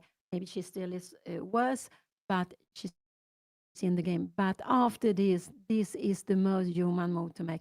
And she will get into problem because of bishop 5. Because of bishop 5, she will get big, big problems.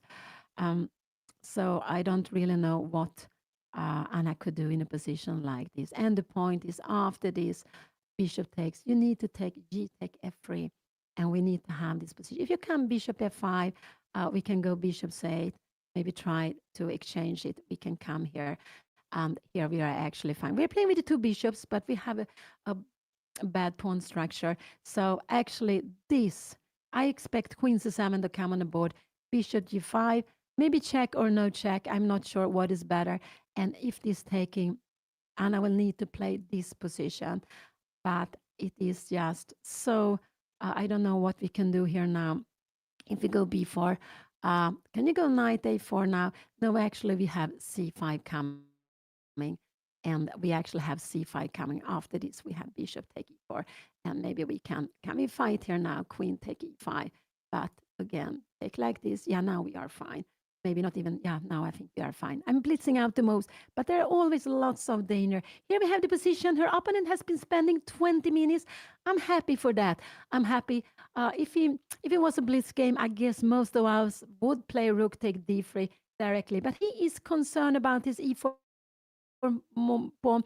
But Anna doesn't have time. After this, yes, could she go here now? No, even now, knight a5 would be good, but she could just go here. She could go queen c7, and then white would need to defend the pawn. Knight f5 now. We have a check.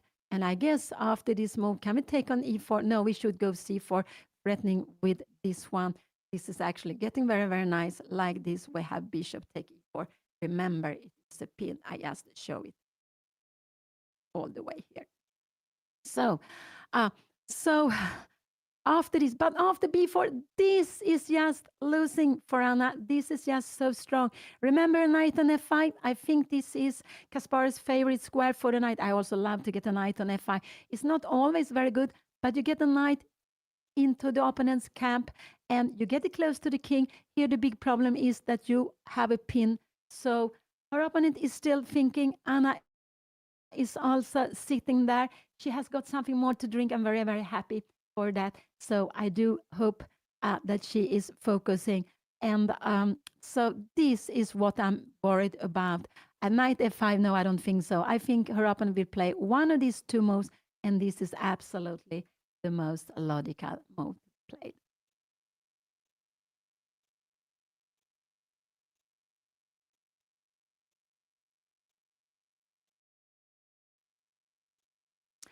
Now her opponent has spent little more than 20 minutes, and I think that's good.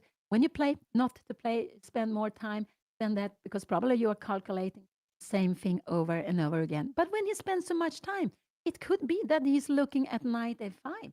It could be that he's looking at knight a5. And after this, Anna could go here, rook take d3 and queen c7. But after bishop g5, she needs to go bishop c8. This is actually very important. If you go something like rook a8, again, we have this position. This was not possible. We need to go. He played queen take d3. He played queen take d3. Oh, and now we can see, oh, wow, he is a very solid player. I believe. Now Anna can go things like this, but bishop e5 is a good move to be played, because if she goes knight f3, Anna can take on c3. You can't take me the queen. We will take here. You need to take with the pawn, and we will actually go like this and knight e4. So now bishop e5 is a very good move to be played. And what can you do? Yeah, you can go, yes, queen e3. And I'm just wondering, can we go b4? No, we have knight e4. So let's see. He took with the queen. It was absolutely the most solid move. Now he has the threat not of going this. This is not. Let's see, I go h6. This a threat? Yeah, this could actually be a big threat because after bishop take e4, oh, we have rook take f6. Wow, and this would be losing. Point is here, we take here. So he went queen take d3. That was a very solid move. Bishop e5 is a very good move to be played because you're, and then you are actually planning maybe some c5. No, sorry, I was going crazy here now. Bishop e5, knight takes c6. What we do is we just take back here. There is nothing wrong with this, but we don't do this. I just want to say because you're having in between check. Black is also fine here, but we don't win a piece like this. Black is absolutely fine here in this position, but white can also fight. So uh, so bishop e5 is a good move to clear the diagonal because now we have a big threat of taking here.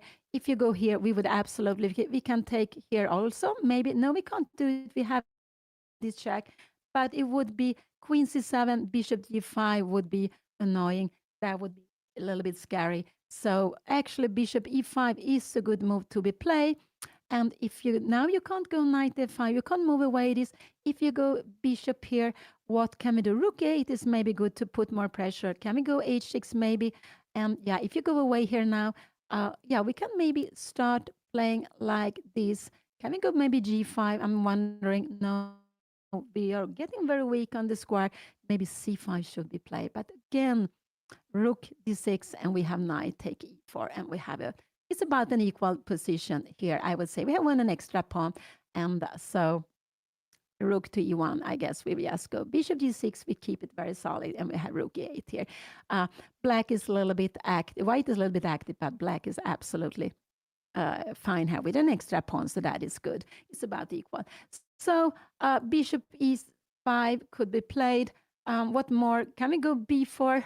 Um, Knight f5 and bishop e5. That is also possible to be played, actually. But b4 looks a little bit scary. I guess knight a4 is a good move because now c5. Now we have knight f5 and this pawn. We will lose the pawn here. No, we don't want to play like this.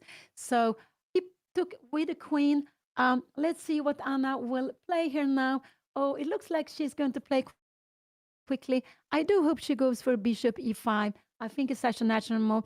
It's better to go here than here because you are stopping the pawn from coming to e5 and you also put pressure. After this, knight f3 is not a good move. Remember, we can take here and we will win the pawn on e4. We will win. Maybe this is the best way to play, but we can go queen e8. And when you take here, yeah, we will just take the next pawn also. Go back. So he took with the queen. That was the most solid. I'm happy and he did that. I hope Anna. No, I don't like queen bishop c5 so much because how are you going to play with this bishop? You will never be able to push the pawns. And maybe you can even go e5 here now. You get space. No, I don't like to lose control of e5. Bishop here, you can even go e5. Maybe you even can go bishop e3. Because now we are planning e5 also. But when we put the bishop on c5, how are we going to use this bishop? It remains, we could always almost put the pawn here for some time being. It's the bishop, but it is very passive, almost like a pawn here now. So that's why I don't like bishop c5. But bishop e5 is good because there are threats to take the bishop. This is too passive. We have knight f5, and this is a dream for white. We don't even have time to take here because you give a check and you win a piece. So we can't go backwards. We need to go forwards. So this is a move. Could bishop c7 be a move also? But then maybe queen f3. This is getting a little scary. And now we go g3. Now this is getting a little scary. So this could be possible that Anna looks for queen c7. But if her opponent goes here, yeah, we are absolutely fine. In a position like this, Black strives to change the queens. Black wants to change the queens because we don't want to allow knight f5 and the queen coming to g3. Now it's not possible. We are taking control of it, but we are very scared for knight f5 and the queen coming up here. So maybe knight f5, queen e3, queen g5. is very scary. So we really wants to change the queen. So after this bishop e3, we can't go c5 because queen, this is maybe not a danger, but queen take b5 is a very good move to play. And we will lose a pawn. Maybe we have to go like this. Oh, no, this is getting crazy. This is not going so well. We shouldn't do this. So, but bishop e5 is the move I do hope Anna will play.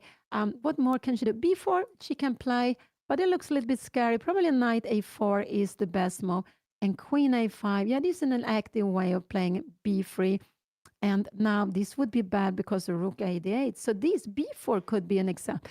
Can you go knight f5 here now? We go bishop e5 and here. But now you have time to keep, and we need to go here. If you're doing something like this, we have g6. So we are just, and after check here, we need, I'm not sure, probably we should come here. Uh, so we defend it and after check. If it comes here, it could be 96 would be coming because you have this with check. No, that's not possible. So, but you should just keep on going like this. After a move like bishop f4, we can take it. And if you take here, yeah, we will go just here. And this is a perpetual. So, so b4 is a move, bishop e5 is a move, and queen c7 could be possible, but then bishop e5 is very annoying. That is very annoying, actually. So I'm not so happy of that. So queen take d3 was played. That was the most solid move. It wasn't the strongest move because it's less power with the queen here, but her opponent wanted to defend the pawn on e4. He really wanted to defend the pawn and keep it on here. It, um, keep it under defense. So the queen defends it also. So this is good move to play. Can you go queen e7 here now? But then you don't get up for the bishop, so that is not good. Probably you can you go something like this? Then I'm just wondering if we go for this endgame, yes, and we go c5. This is absolutely fine to be played. And we will take, I don't know where you go. We will just take an e4 next move. Yeah, we have looking at this. So that could actually be um, a possibility that Anna wants to go b4 here now. And and here we see it on the board.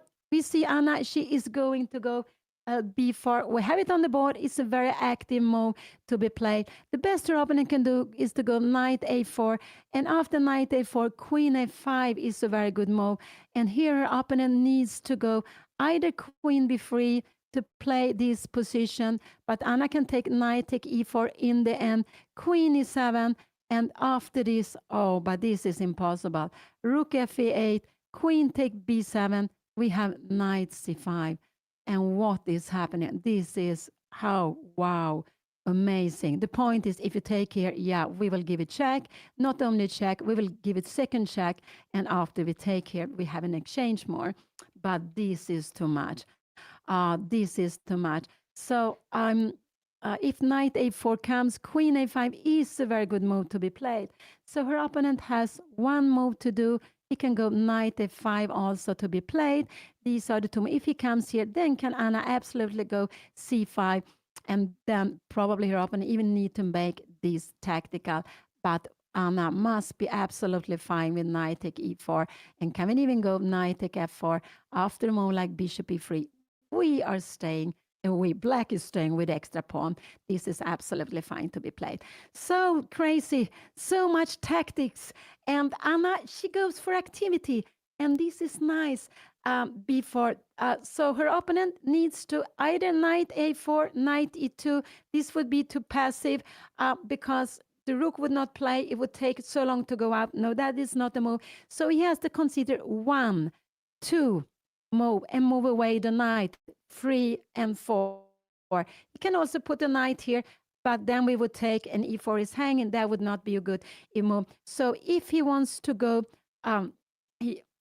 so after knight a4 is a move, and then queen f5 is a dream move, is a good move to be played. Probably queen f5 is best, knight f5, bishop c7, and now, no, this is too much, bishop d5. This is just too much craziness.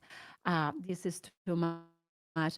If you go something like b3, we have rook f8. This is and what is happening. We are just taking here, and we have queen e5. Look at the rook, and we are coming in with the king, queen here now. Bishop b2. I guess we can, and look at here. Finally, this bishop is playing, and we are just, yeah, we can go knight e4, and it will be mate very soon. I have been blitzing out the most too quickly, but so much danger that can happen here, so much tactical, and so chess, lots, not always, but sometimes it comes to very tactical position where the solid positional move seems very good, but is too slow. And so sometimes white can get problem because this rook here would be fantastic for white, but because the wrong rook is here and the bishop has not gone out. Now there is not time to go out with bishop. Anna will grab here on c3. So her opponent can do either to move away the knight or a counter attack. Knight f5 is a move, and then bishop e5 is what Anna needs to do. And in for her opponent, queen f3, she needs to go away. Here, keep this square, and after queen g5, she has g6. And this is an equal position. Her opponent doesn't really have time for this because we go knight e4. So her opponent, and if you go bishop f4 now, Anna can take, if you take here, yeah, we will just take it back. Just take the piece, and we have an extra piece. But we have this check. Can't go here. It's in one. But you need to go and defend it. And again, you need to give it check. You need to go here, so you can't take the check. I just will show you. If you take here, you take the check, and here, have him. So always to be very, very careful. So let's see what her opponent will play. Let's see what her opponent will play. But this is one move, and this is the second move. This is very passive, and these are the move I could see. Queen c2, could that be a move? Now, this would not, knight f5. What would have, Anna actually has bishop a6. You need to kick queen f3, and we have something like bishop b8. Oh, this is again craziness. But the idea after this, we are making a fork, and we win a piece. Oh, so crazy. So much tactics all the time. But 1 and 2 are the main move to consider here for white. If a move like this, can we take it? No, this doesn't work. The rook needs to be protected. It's not protected. The king stays on dark square. We have a bishop go in the dark square. So we can make bishop h2, check, need to take, and we just grab. And after a move like, so here, and after a move like queen g5 is a threat of mate in one, but we have this move. We can also go knight h5, and we'll, uh, we will go g6 very, very soon here. Okay. So go back, or bishop c8 and kick away. So go back. Here we have the position. b4 was played. We have some fireworks. It's not fireworks yet, but it could be, could absolutely be. Yeah, because see that our opponent made the most solid move. And the most solid move here would actually be moving away the knight. It would actually be moving away the knight. So will he do that? And then actually the knight is good here because you keep control. If you come here, we will go c5, I believe, knight f5. And now, of course, we need to move away the bishop. But there is no attack here. And after queen e3, oh, you look here. We have mate in one. Sorry, I didn't see it. So we have a mate here. So the knight is not good on e2. It would actually make it more difficult for white to protect the rook on d1. So yeah, knight a4 is the best move. And the idea with knight a4 is it's on the rim, but you take control of c5 square. And now c5, knight f5 would get into problems because this pawn on c5 is hanging. So she shouldn't do that. I do hope she wouldn't do that. So after knight a4, queen a5 is a very good move to be played. I do hope Anna will play it, but yeah, I don't know. So crazy. Could be so crazy. So this is one move. This is two moves. These are the two moves I could see for white to play in the position. Yeah, chess actually is exhausting.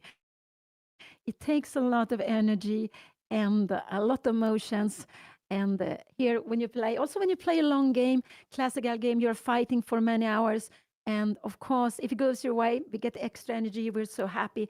But if it doesn't go our way, of course, uh, we lose more energy. But it's a chess. It's ups and downs, and just try to find the happiness, joy for playing the game.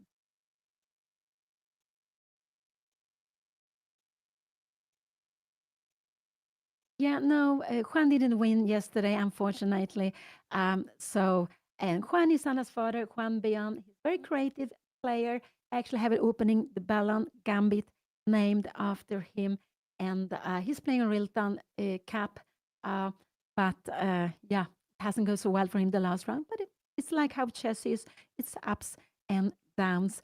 And also, when we are getting older, we need to keep the energy. If knight f5 here, Anna needs to move away to keep this bishop. Bishop e5 is a very good move to be played. It's important to go with the bishop there, not to go with the bishop to c5, because if, oh, sorry, sorry, this was very far. b4 was played. Here we have it on the position. It jumped away. It's so if knight f5 comes, this is a big threat to take away the good bishop. We should do it like this. And now the best is if you come away here now, we can actually go here, take, and we can go knight d3. After a move like rook e3, we have some threats on the first rank. This is just, you need to make g3 here. We have like this king g2, and we can go c5. Look at this bishop. Wow. And after a move like f3, we are having threats. Again, this is just fantastic. Here, I guess we will just take, we even take like this here.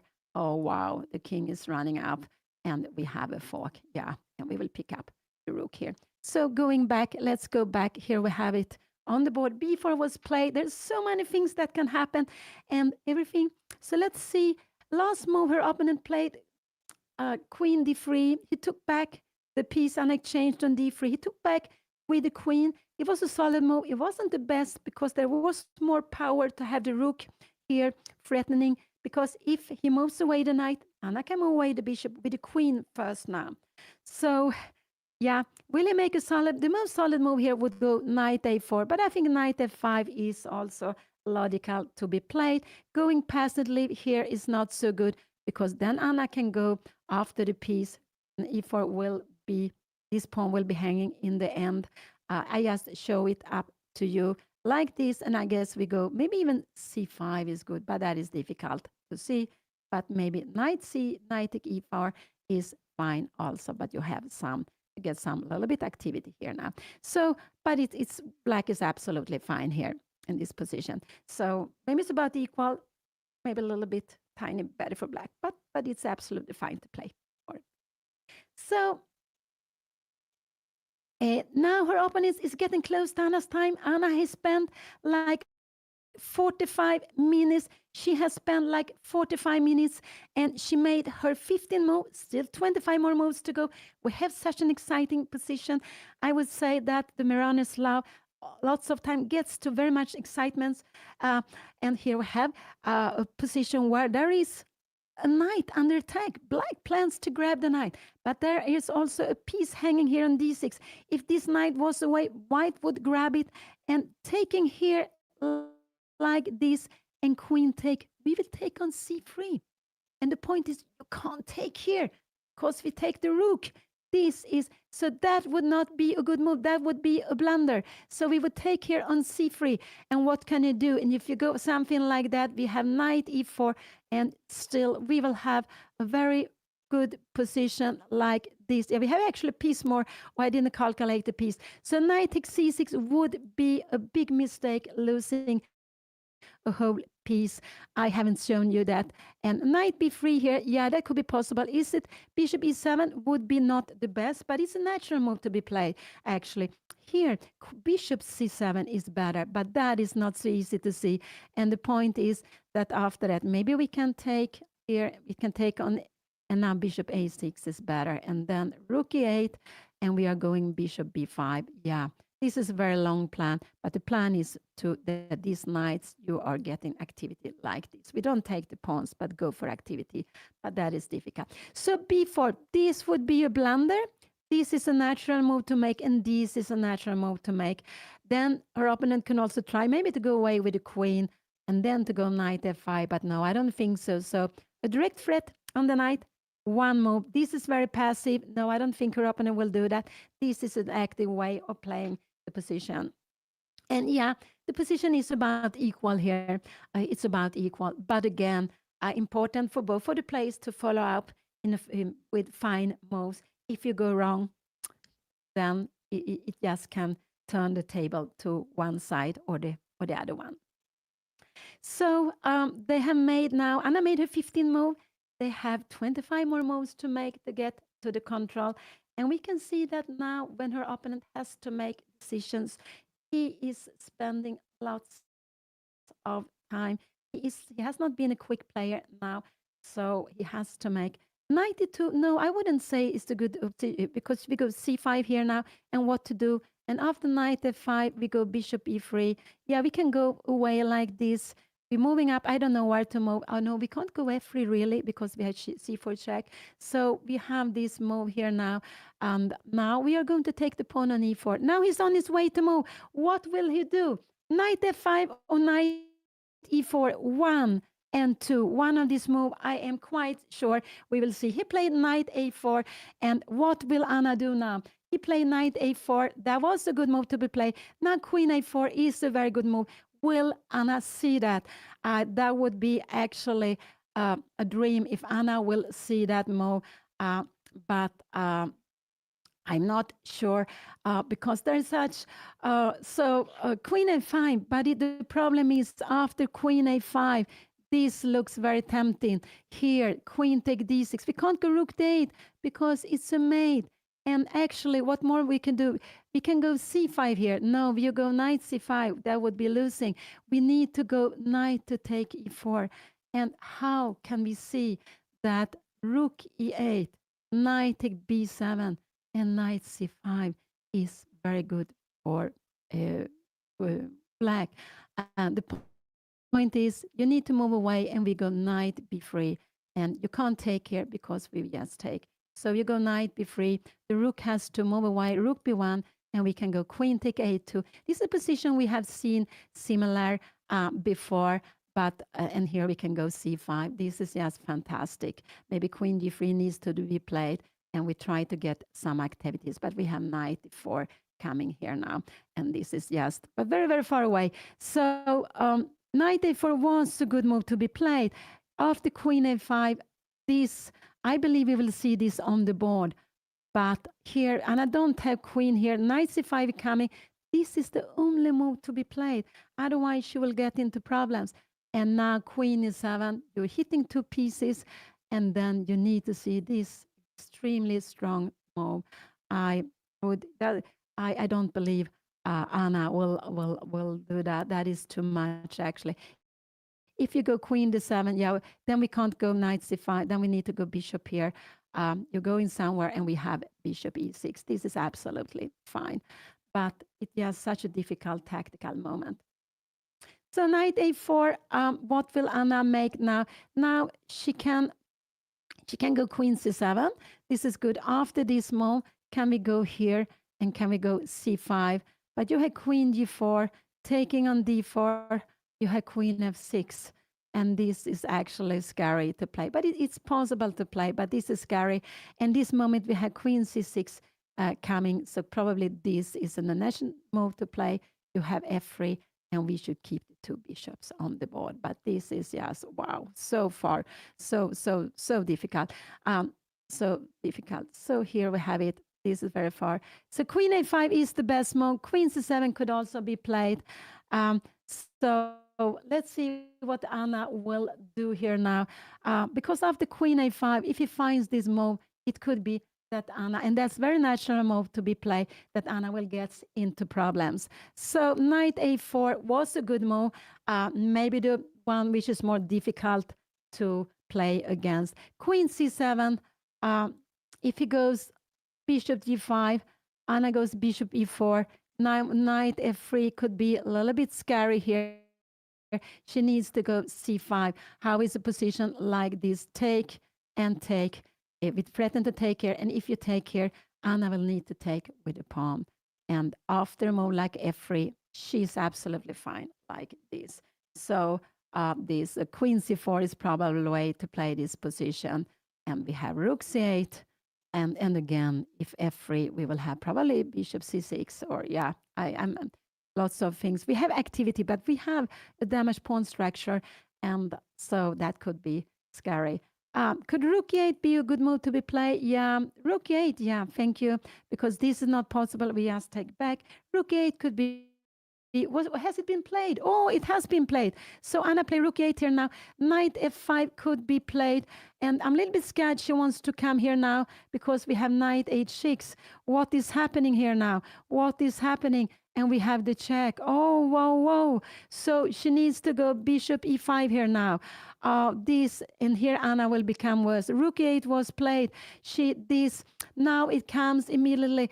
But after knight f5, oh, if she goes bishop f8, she will lose. I am worried now. I'm extremely very worried in this position now. Bishop, she went rook e8. So knight f5 is a very tempting move to be played. You put it on the right. Now Anna needs to come here. And if her opponent needs to come, if you go queen f3 now, we have queen a5. That is absolutely fine. If you go knight c5, Anna needs to take here and take. Can we give the bishop? No, we can't. We can't do this. We don't have time for this. Take, take. Knight b7, I guess. No, this is mate in one. So we could play this, but can you do some little bit? Yeah, you can go something like here, and now bishop c8, and you take on c6. No, we need to go bishop a8, and look at this bishop. This is actually scary to be played. Can we go bishop e3? Yeah, with this bishop is scary to play. So rook 8 was played. Thank you. I was so there.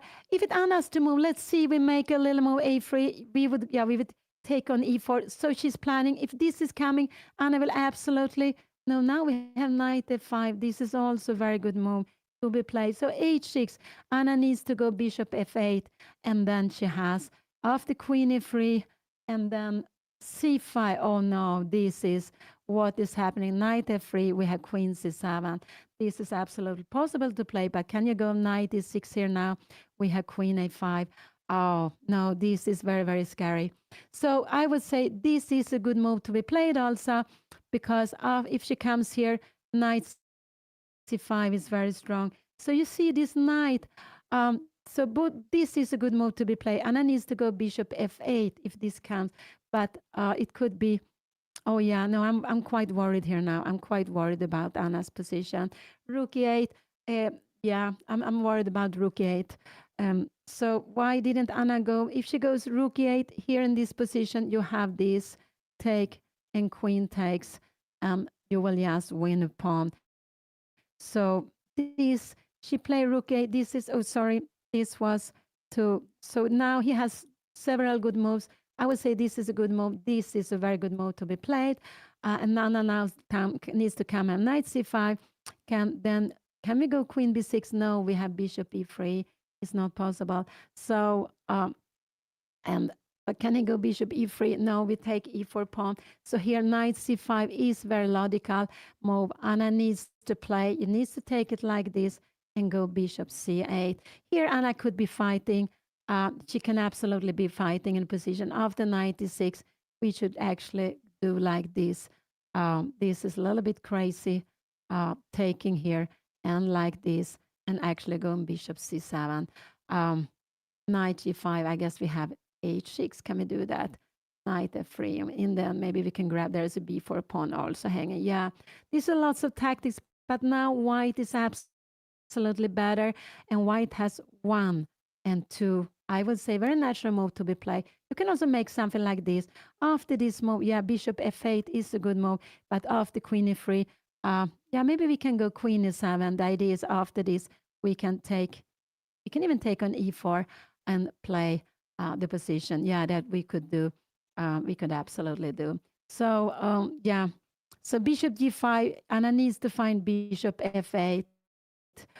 bishop g5, bishop f8. And the idea is if you come here, we have knight take e4. This is always a tactical move to remember. So, but I think that even rook e8 is that Anna wants to be able to go back at that after knight f5, this would lose on spot because of knight h6. And I'm a little bit worried that this could be happening in the game. So after, I think knight f5 is what we will see on the board. Anna needs to go bishop e5. Will she find it? No, he went bishop g5. Here we have it on the board.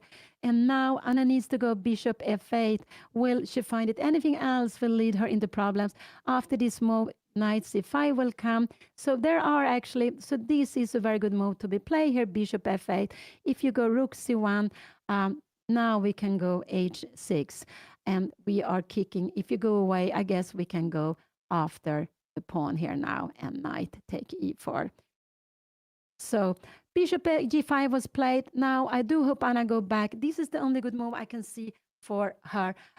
Bishop e7 wouldn't be so good. Knight f5. We get into an endgame and like this. And what is Anna going to do here now? She has big problems. She needs to keep this square. She needs to keep this square. Now this would actually be getting into big problems. Bishop f8 could actually, but then we have this here. And look at this. Rook g3 is coming next. This would just be losing on the spot. So go back. Bishop g8. So she needs to go bishop f8. Will Anna find it? I do hope she will find it. Bishop f8 after queen f3. She should go queen a5. And if you take here, we have, can we take here? No, we have bishop take g7. Oh, we need to go c5. No, again, this is just impossible to see. Knight take f5 and bishop take e4. Again, wow, knight take h6, and we can just grab it, check, and here. Oh, it's so many tactics.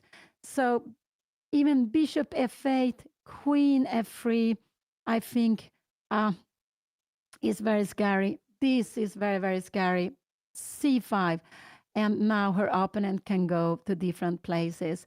Knight e6, we just go queen c8, and knight take f8. I guess we have knight take e4 in between. Oh, it's so tactical, the position.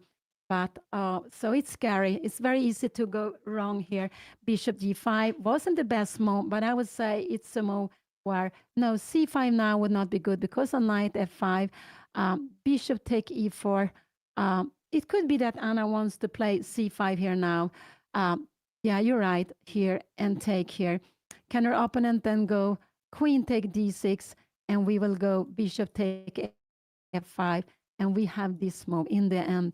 The only move to keep the position alive is like this, but she will get this, and we have rook d5. I thought rook c1 was also good, but it's not, because after rook c1, we have rook e5. We are in the game, but in this position, rook d5, we will need to keep, I think, bishop e4, bishop g6. Maybe this is better. Rook takes c5, queen d7, and b3. Yeah, we can be in the game like this, rook d8. But after queen take f6, try to be active. We play with the pawn less, but queen d2, we are not worried about this. We always have the bishop to come here. If you start something like this, yeah, we will get active. We have this knight on the rim. So it could be that c5 is the move Anna wants to play. I think she is looking at c5. I think that is what we could be seeing. Knight b3 is also a possibility. Then she needs to go bishop e7. The queen is moving away. Can we go queen a5 here now? No, you can't go. You see, I'm sorry. I just want to say that is not possible. We will grab it. So the queen needs to go somewhere, maybe queen c7. And if you take here, take with the bishop, you take somewhere with some of the knights, and we go bishop c6. So white has an extra pawn. We had the two. We have the two bishop. It's a pity we didn't have time for rook d8 and bishop a8. So, but yeah, it's possible. But after this, you will get one of the bishop here now. So it is, yeah, white will have an extra pawn. So c5 could be a possibility that Anna will play. See, after c5, I think her opponent will maybe not go here. I think her opponent will play something more slower like this. Now even c4 could be a possibility. Can we go rook take e4? But we have queen b5. And what is happening? I don't know. so crazy here, but we have a fork now, and yeah, it's so many pieces. All the pieces are hanging. It's very, very tactical. So bishop f8 is the most solid way, but I think Anna will go for c5, the most active way to play. Yeah, this is very difficult to play because queen f3 looks very annoying. This is not the best move, but it looks so scary. We go here, we hit the knight, but now after this move, we cannot take here because knight f5, this would be, we can play this, but this is very, very scary. And queen h4, can we go here? Now he needs to go bishop g7, but I don't know. Yeah, it's just so scary to play this. I'm not sure if we can bring in maybe rook to d7 here now. We have bishop c8. And if you take here, we are just in time to take here. And now we are actually very, very well in this position. Yeah, we have an extra piece. I don't know what the piece disappeared. So, so what could Anna play here? Queen a5 now would not be good because of this queen take f4, and we have knight f5 here, and we can just grab, we can go knight a6. This is a check, and we will have a mate very soon. So not queen a5. She needs, this could be a move, but she will not do that, and that's very scary. This is a very good move. This is maybe the best move. And after queen f3, Anna has queen a5. After bishop take f6, you need to go c5. That is impossible. I think that would be very logical to see. You can go here, playing this move, and knight f5 and bishop c8. And this is actually very scary to see on the board. King h8, but this is not so easy. There is only one move, rook d8, and I would say that is just so difficult to find this move. Actually, it's very, very difficult. You play with the piece more. So let's go back. I'm not really sure what is happening in this position.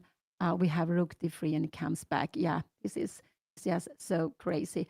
There are lots of tactical ideas, but this is one move to make c5 is what I think Anna is thinking of to do. She wants to play against this. This is very difficult to move because after this, yeah, we come queen a5. And if you would go here, yeah, we are absolutely fine. Can take like this. Actually, no, we take, sorry, we have this threat. Now I make the moves a little bit too quickly. So bishop g5 was played, and this was move number 17. Her opponent was down to 40 minutes. He has like 40 minutes to make 23 more moves. Anna has to make 24 moves. It's a very tactical position where there is a pin here. There are some danger here, but there is also knight coming to f5. So it is a bit scary position. And Anna needs now, she has the pin. This knight could also come to c5. So this she doesn't want to do because knight c5 and this poor bishop, sorry, is a big, big problem. Queen b6. If you go, rook's the one you don't want to play. We have rook d8 and we will get, but also even here, we can go something like, I'm not really sure what, queen e3, maybe not. Maybe we're getting some way of defending this. But bishop e5, we lose this control because now this knight c5 will be coming now or very soon. And this bishop is not playing. It's not playing. So rook e5. I guess we can go bishop f4 or knight f5. And what are we going to do with all the pieces? Now, this would be after coming here now, we can have maybe queen f3, threats here and threat on f6. This would be losing on spot. So no, not rook there, because white wants to go knight f5 next move. That is the next move. So after knight f5 here, after knight f5, we have time to exchange. And we are getting out of the pin, and we will go knight e4. We are very happy in this position. This is a dream for black to play this. So that is why bishop f5, the idea is that we want to go c5 next move, and we want to exchange queens, take on e4. That is a dream for white to play.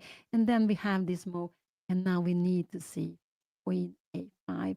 And after knight f5, this looks scary, but it's not. We have knight take e4, and now we are doing very, very well. And we can see that the rook is doing well. The bishop is very good on f8, keeps an eye on g7. And this is absolutely no danger to play absolutely nothing. Here we can also take it. We have so many pieces defending. Even the queen can come here to the line. So bishop f8 is the best move, but will Anna find it? I think she is considering very much to go c5, but now knight f5 is probably the best. But knight b3, I think also could be a good move to be playing. And then actually c4 is the best, but that is difficult to see. And the idea is after that we have, bishop take e4 is a better way to take. But again, so difficult to see. So difficult to see all this knight c5 and maybe rook to c6. No, this is not possible. You can take an f6. Yeah, I want to say you after this doesn't work because we have knight e4 with threats. So go back. Let's go back. Bishop d5 was coming. It wasn't the best move, but I think it's a very tricky move. And Anna can go wrong here now. So bishop f8 is a good move. She can also go queen c7, but I don't think she wants to allow this pawn structure. No, I don't think so. I don't think she wants to have it. With a knight coming to f5, no, this will not, she will not play this. So I can only see these one or two moves. H6 would be good if her opponent takes here. She's absolutely fine, but her opponent has knight f5. And now bishop f8, we would just move away the queen. Can we go queen f3? No, then we can actually take on g5. So queen c7 is a better move to take, and it has to do with this here. We need to play this position, take here and take, and after this we go f3. And now after c5, you can't take here because we have rook c8. But in a position like this, we go rook d1, and we don't have enough compensation. We don't have enough compensation in this position. The knight will come back to e3 and c4. Remember, the queen is a very good tandem with the knight, and we don't even have a pawn for it. This is a weak pawn also, and they're not good enough open lines for black's pieces. So the rook and the bishop is not enough to compensate for the queen here. Yeah, Solana play. Oh, I'm so scared she go bishop e7. Bishop f8 is the best move to play.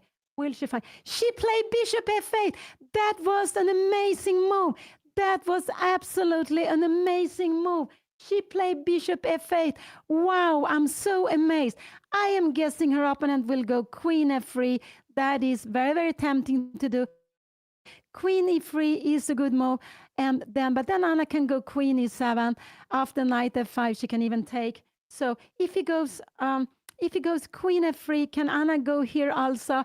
And he can take. And this is actually an equal position, about an equal position. Knight f3, can we go? We can take here. This is absolutely fine to be played. So Anna find this very beautiful bishop f8. I'm so happy.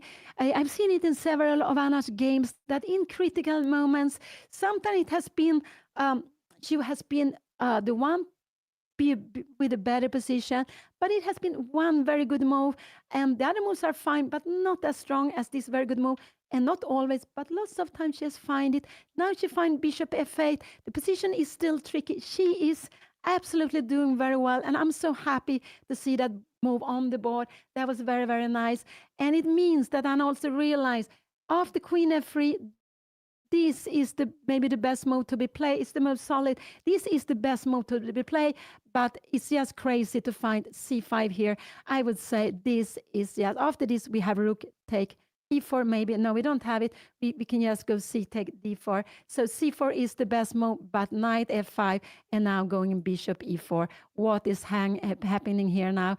Queen g4, we have bishop takes, and we can take here in the end. So this is just impossible to see. But I am guessing this queen is moving. You can't move here. We will go knight e4 with a fork. So that is a very thematical move. You can see lots of different positions. Sometimes you can see with the queen on g3. Often you can see the queen on d2 that knight take e4 is hanging in the air. So it was such a good move. Anna played bishop f8. very happy to see it on the board. Her opponent, I am quite sure her opponent can he go rook c1 now? No, then we go h6. So the plan with Anna now is to go after bishop f8. She's planning h6. So if you do something slow, you keep this, we will go h6. If you take here, we have no problem at all. We are going to go rook d8. We have some ideas, not c5 yet, but we have such a good position here now. No, you can't play this. So this is Anna's plan. After moving away the bishop that was very low here on d6, she's planning h6. She is putting pressure here on this pawn. So bishop f8 came. She took some time. She's down to 30 minutes. She has 30 minutes to make the last, how many moves now? They made the 17 moves, so there are 23 more moves to make. So F3 would actually, then Anna could go c5. She is getting an endgame probably. Yeah, you can go queen b3, but we take here, take on c7, and we have maybe queen d6. This is just a little difficult to be played, I would say. But c5, queen b5 is the best move to be played. Maybe we go queen c8. And again, if you move away, we even have bishop take e4. What is happening here? And we have knight take e4 with a double threat here, which would be very, very good for black. So let's go back. So Anna played bishop f8. I expect her opponent to move the queen to f3. This is the move I expect. Now Anna can go queen e7. She can also go c5, and she can go queen a5. This is the most logical move to be played, and then this is very logical. And now c5 is a very good move to be played, but I think this is what we could be seen, and this is scary position here. This is a very scary position. Take here, you have the check, king h8, and we have queen h4 coming. After rook e6, we have rook d7, and it will be very, very scary. And if you, after king h8, if you go rook d7 already now, we have bishop c8, rook f7, we can take f5. So this is actually, let's go back. So I'm getting, it's so tactical. Anna played bishop f8, but that was a very, very good move. She took away the piece, put it close to the king, keeps the king safe as possible. But we could see if there are attack with all these three pieces, it could be dangerous even with this bishop here. So, but that was the best move. And the bishop defends the king, but also look at c5 square. She has the plan of going c5. She has the plan of going h6 in now with the next move.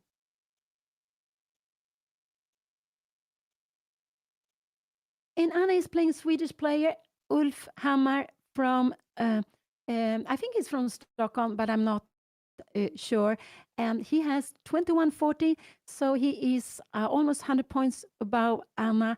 He's the higher rated. First time Anna played against a higher rated player in this tournament. He's among the 10, 15 first rated in the tournament up to 2,200, where Anna is seeded 26. And both of them are having 5 out of 7. That's a very good score of both of them. 5 out of 7. But there are still 2 more games to go. We see one of the game now, the round number 8, and tomorrow at noon will be the last game, the round number 9. But it's such an exciting position. It has been very exciting for many moves now, and let's see what he will play. Could he go? I don't think he will go rook e3 because you put it here, but then c5 is the best. But I would say that is difficult to make. Queen e7 could also be possible to play, and then after f3, we have queen e5, bishop f4, and we can go queen a5. And after a move like b3, I guess, we have knight e5, and we are exchanging the bishop. This is what we want to play, and now we start moving here now. Knight f5. Maybe we even can we go c4? No, we have to be careful. Queen d5 is coming with a check, so a c4 more could be dangerous. But let's go back. Here we have the position on. So it's only like this. Bishop f8 was played. Anna has only half an hour to make. This was her 17 moves. She has half an hour plus like 11 minutes, 44 minutes to make 23 moves. So it's just about 1 minute, 2 minutes per move. Not so much time because when we start thinking, it's very easy to spend maybe like some minutes on each move. He is maybe 15 in the rating. I can see here in the chat. Okay, yeah, that's logical. And Anna is seeded 26 in the tournament.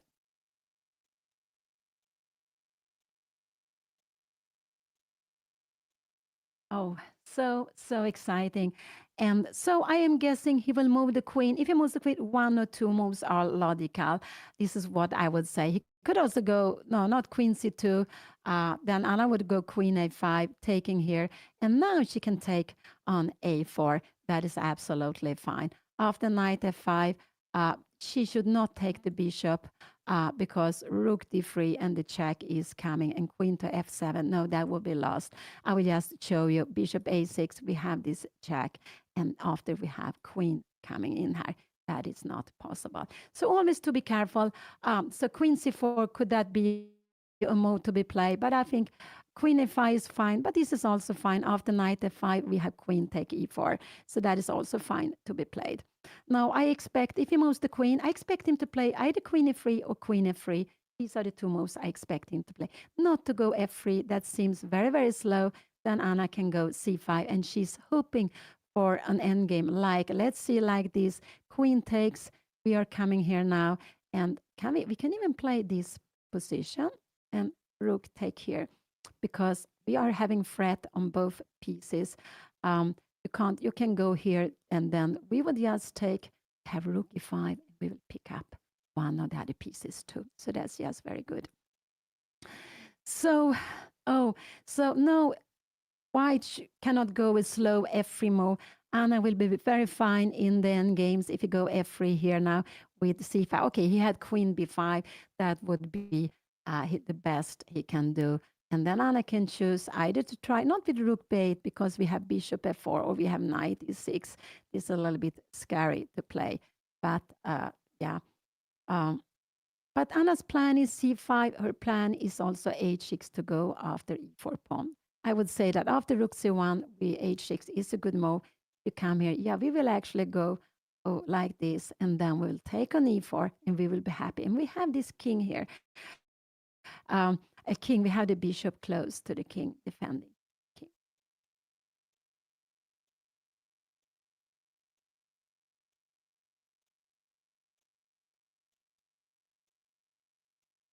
So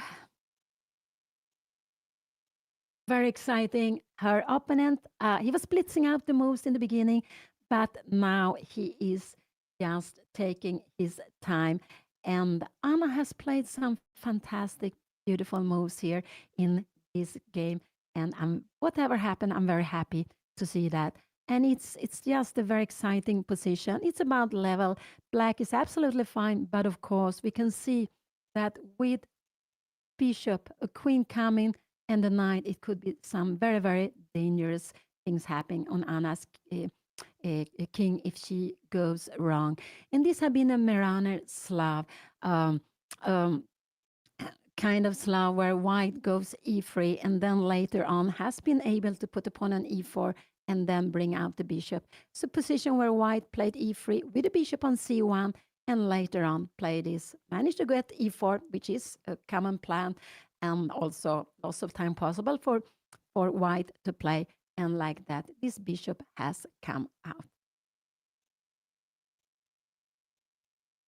Yeah, maybe it's a C. I'm not sure Merano or Semislav. I'm not so good with the names, but yeah, we could see the, yeah, but that is what it has been. So today her opponent played d4, Anna's favorite move in the opening. And now we have this very exciting position. We can see that there has been a knight coming off for the bishop. Anna took on d3. That was a dangerous move, but her opponent took back with a more solid way with the queen. And we can see that they're always more dangerous when there's no queen standing here. So in a position like this, Anna has the two bishops. She likes to go to the endgame if she can get in c5, put pressure here. She likes to go to the endgame. Also, she can try to play against this knight on the rim to get maybe to take it, just to give double pawns. So Anna wants to go to the end game because we are still a bit scared. I am still a little bit scared. There could be some danger on her king. So I do hope that will not happen. And there could be some danger with knight, bishop, and the queen. That is what I'm a little bit scared of if things go wrong. So I do expect her opponent to move away the queen, but after a move like this, what will Anna do? Queen e7 or queen a5? Queen f5 here, and this is just crazy to go. Queen here, that is no problem. We take. And if you go knight f5, we should go bishop take e4. That is just so beautiful, but so difficult. And in the end, this knight is hanging. If you go here, yeah, we just take here, and we are very, very happy. It's equal pieces. So this is just fantastic to play, but so difficult to see. Yeah, so we see the other players behind Anna and her opponent. They play in Rilton up to 2,200 with players with the ELO rating. I think you can have 2,200 or less. The number one is a German player. He actually has 2,199. He's up there in the top, but I think he is one of those with 6 out of 7. But I'm not sure. I'm not sure really. But there's one place 6.5 out of 7, and there are two plays with 6 out of 7. And then there are 5 with 5.5 out of 7. And then we have 12 players. 2 of them are sitting here with 5 out of 7. So very much exciting. And it is to round number 8. Only one more game to go. But we have to focus on this very exciting position where I would say anything can be happening. So yeah, I would say this one is locked in. That is the only one which is locked in. But if c5 comes, this piece will come into the game with such a force. If Anna gains or wins rating depends on the last games, on this game and tomorrow. Today she was a little bit plus, was it plus 0.4? If she wins today, she will gain like 12.5 points. If she makes a draw, she will gain like maybe is it 7 points. And if she loses, no, 7, maybe 5 points, or no, I'm not sure how much she will gain. If she loses, she will lose, of course, some points. So it depends on the last 2 games what will happen. If Anna will gain rating, if she will be more or less about equal, or if she will lose some rating. So yeah, it's like the tournament is not finished yet, and it will decide everything. Now her opponent takes time. He absolutely takes time. So we can see that he's less time than Anna. He's down to 25 minutes. I'm very happy to see. So he is a slow player. Looks like when he has to play himself. But he was speeding out, blitzing out the moves in the opening. After like 12 moves, when Anna started to think, I think he had a little more time than when he started. But now he takes a lot of time.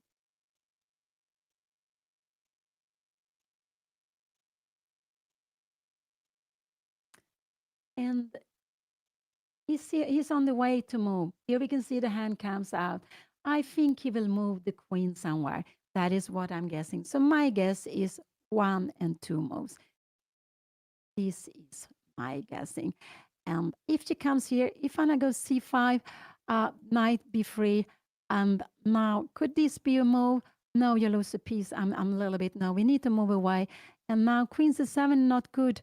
Queen d6 is also not, but we need to come here after bishop here. Can we go here? This is a very difficult move to play. Queen g4, and we actually have h5. You are coming here now, and we have bishop g6, and we can see that this bishop is trapped. This is absolutely fine to play, but very, very difficult, I would say. Very, very difficult.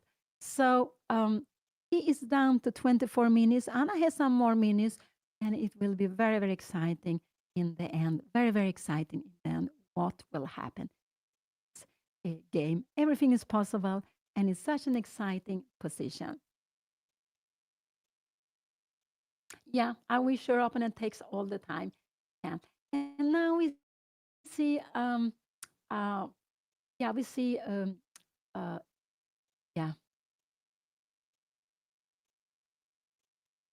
And here's on the way to move now. What will he do? I think he will move. He playing queen to c2. And why did he go queen to c2? He wants to attack So he's a positional player. He wants to attack c6. He wants to be able to move away this. So now can Anna go queen e7? Because if Anna makes h6, we will absolutely go knight f5. This would be very bad for Anna. So queen c2. So what he does is he wants to have this defended. He wants to attack it. So now queen e7 is a good move to be played. If he goes here, we will absolutely go queen take e4. So queen e7 is what I do hope Anna will play. Queen e7. And if you go something like f3, we will go c5, knight f5, and we're bringing up the pieces. This would absolutely be fine for Anna to be played. So I do hope Anna will go queen e7 because with queen e7, if you have a direct threat, you can't take here now. We will go queen take e4. And if you take here, yeah, we will also take then like this, knight c5. I guess we don't even have to take it. We have this beautiful move. Wow. We have this very beautiful move. And if you go somewhere, I don't know where you should go. Now we go bishop c8. You can see we have connection with the piece. I just want to show this that here we don't want to go bishop c8. We don't have connection with the pieces. We can play it now also, but we go this beautiful move. So he played queen c2. That was not the most dangerous move. I do hope Anna go queen e7. I think this is a very logical move because we are putting up a threat against e4. We want to take it. And after a move like f3, Anna can also go can you go h6? I'm not sure. No, bishop f4 is a very good move to be played. Anna could go queen e5 if she wants to. That would absolutely be fine. If you move away, we have c5 coming, knight f5, and now we have this. This is a plan, and the idea is after here, we will just take the knight. This is actually a plan White has to watch out for. So, but now there is the queen move away. Now there is danger here. And knight f5 is a big, huge threat. So Anna needs to do something. This is not such a huge threat, but knight f5. So that's why queen e7 is good. After knight f5, we would just take the pawn. So it's a move I would really hope Anna would play. And if you go something like rook e1, we can go c5, knight f5, and queen e5. And again, after f4, I guess we have just bishop take 7. After here, you need maybe to go something like f3. And again, even now we could take on e4. But this is just getting very nice. We can also go bishops. Yeah, there are lots of things here. But black is very active. So queen e7 is the move I'm hoping for. What can she other do? c5 is very scary. She could go for c5. And knight f5 and bishop take e4. This could be possible to be played. Queen c4 and queen a5. This is absolutely fine to be played, but it's very, very scary. We go bishop g7. What is happening here now? No, we have a piece extra. So this is actually one move to be played. I think Anna could be, and after this move, now, oh, no, because the queen is defended. No, c5 is not the move to be played. After this here now, we need to go queen b6. You're taking and knight take e4. No, this is too tactical. This is too much. So c5 is not possible to be played. After this, queen takes c5, knight e4, bishop d8, and knight c5.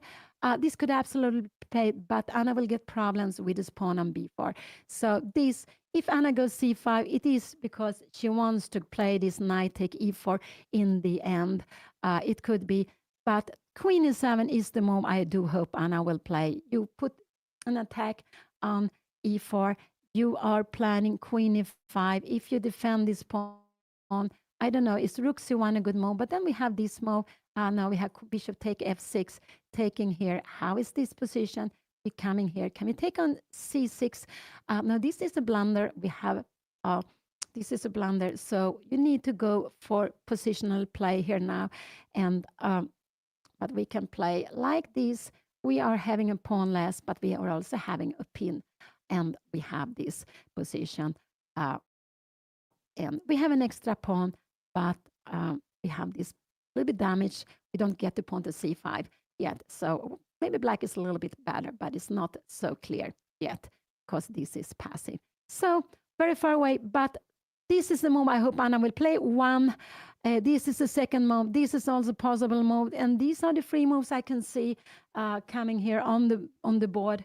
Um, so c5 is a forcing move because after c5, if her opponent goes somewhere else, can we go bishop? No, we can't go. We go queen.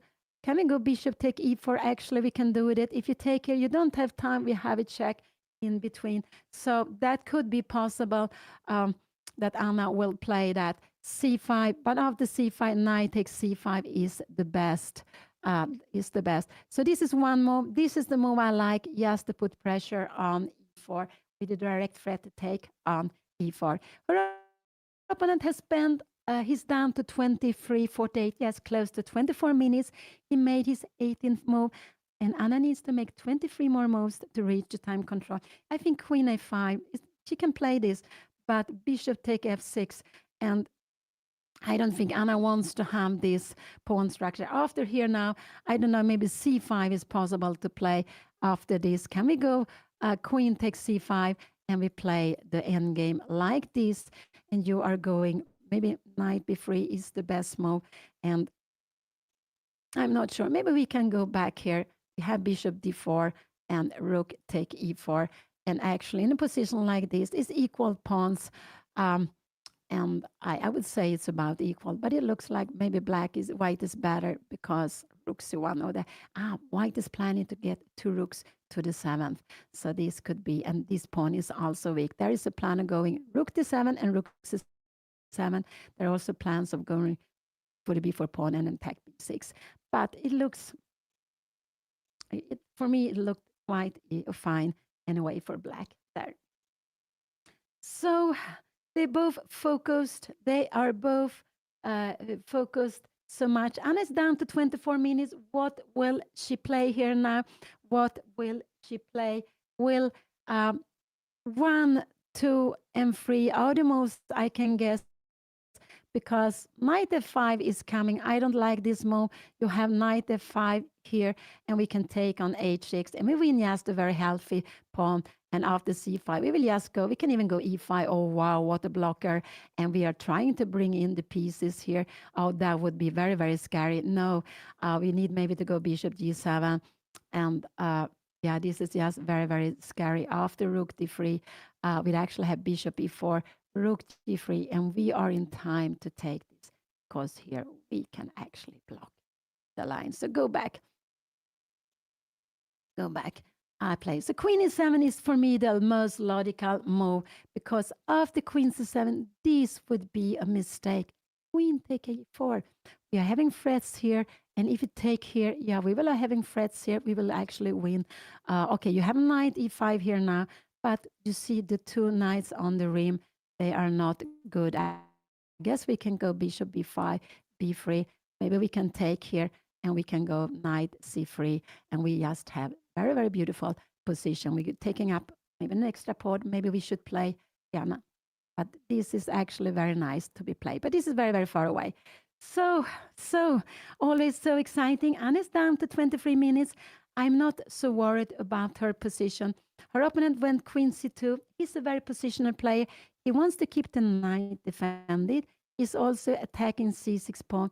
And he's opening for the rook to make an attack, moving away the knight. And Anna has to be careful. So this is why I like queen e7. And actually, think Anna is planning this, but now c5 is a good move. Knight f5 and queen e5. And here we have a very, very big threat of going knight to e4. This is a big threat to play. If we go, yeah. So this actually is the best. But look at all the weak squares. We're not worried about this because we have pins everywhere. Rook c1, and we have a pin like this. We would actually pick up a piece. There are pins, but there are also pins on the king. So, wow, so exciting. Oh, and yeah, I show you the three moves I could see. Her opponent stepped away. This is some danger. But more than anything, he wants maybe to go knight f5. I don't think knight c6 is such a danger that he wants to play that. But that could also, but it's more knight f5 that could be annoying also, maybe. So and afterwards to give Anna a bad pawn structure. So that's why I like queen e7 after knight e5. We are in time to take here because you don't have time for this. We take the queen. That is very, very important. So that would be a very, very good move to be played. So let's see what Anna will play it here now, but it's just wow, exciting. And this is Rilton Chess Festival, round number 8. The white made his 18th move, and Anna still needs to make 23 moves to reach the control. If the game continue, when they reach the control 40th move, 4-0 moves, they will both get half an hour extra. And all the time they have this very, very important um, a very, very important half minute per move. No, I don't like queen a5. I like because if you take here, I want to be ready to take here. So I like queen e7 because we put the threat here. It keeps an eye also on the knight. So this is what I like to. And if you go something like rook e1, then I like c5, taking here now, and queen e5. And we have a nasty threat of going. After f4, we can actually go here. If you take this one, we take here. And actually, again, if you take here, we can take here, but I like to take this one. And why do I take this one? Because look at this. This one is passive on the rim. This one is active. Cause some danger in g7 or e7. So when I can choose between taking two knights, I prefer to take the more active knight. Oh, now it looks like Anna is on her way to move. Oh, no, don't go. The rook said, no, no, no. There is this danger. We have to be careful with this danger. So don't go rook c8. So that is what I want. This could be a move that Anna wants to force the matter. But for me, queen e7 is such a natural move to be played, the position. So she's on her way to move, but she hasn't made up her mind yet. Uh, and it's absolutely fine. She has been spending some, I don't know, some minutes. But I don't really, I think that's very scary to put it here. Can we go knight f5 here now? Queen c7 and bishop take f6 like this. And this is just very scary. Look at this bishop. Now this would be, yeah, this would not be good. We need to go queen a5 in a position maybe like this.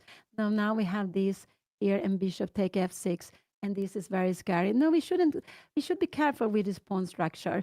We should absolutely be careful with this pawn structure. But c5 could be possible to be played. Knight f3, then we need to go queen c8, bishop take f6, and we have this, and we will take back. This is absolutely fine to be played. So let's see. Will Anna go for c5, or will she play something else? But this is what I would have played myself. I just feel that is the most solid move. And you are also keeping an eye on f6. You are putting up a threat for pawn.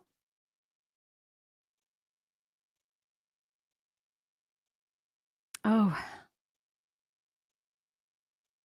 no, c5 is very, very scary to play. I wouldn't dare to play c5 myself in a position like this, not with the rook here. So this is what I absolutely would very worried about. Yeah, queen f5 I don't like because this one is defended. So we don't have bishop take f5. Now we need, yeah, we can play this, but this looks so scary. Rook c1. Can we go c5? Now you have knight c5. We need to go rook d8, but I'm not happy to have this king side like this. So queen a5, yeah, we can go like this. We can go even c5. And if you go knight f5, yeah, we have bishop take e4. This could actually be possibility. And to go c5, after knight b3, we take queen take e4. So after c5, maybe this is the best. This is absolutely fine to be played. So you're right, queen a5 is a fine move to be played after bishop f6, but then we need to find c5. Wow, this is a knight e2. Yeah, we can go bishop take e4, queen b3. Maybe we can even go queen a6. Wow, threatening here and threatening.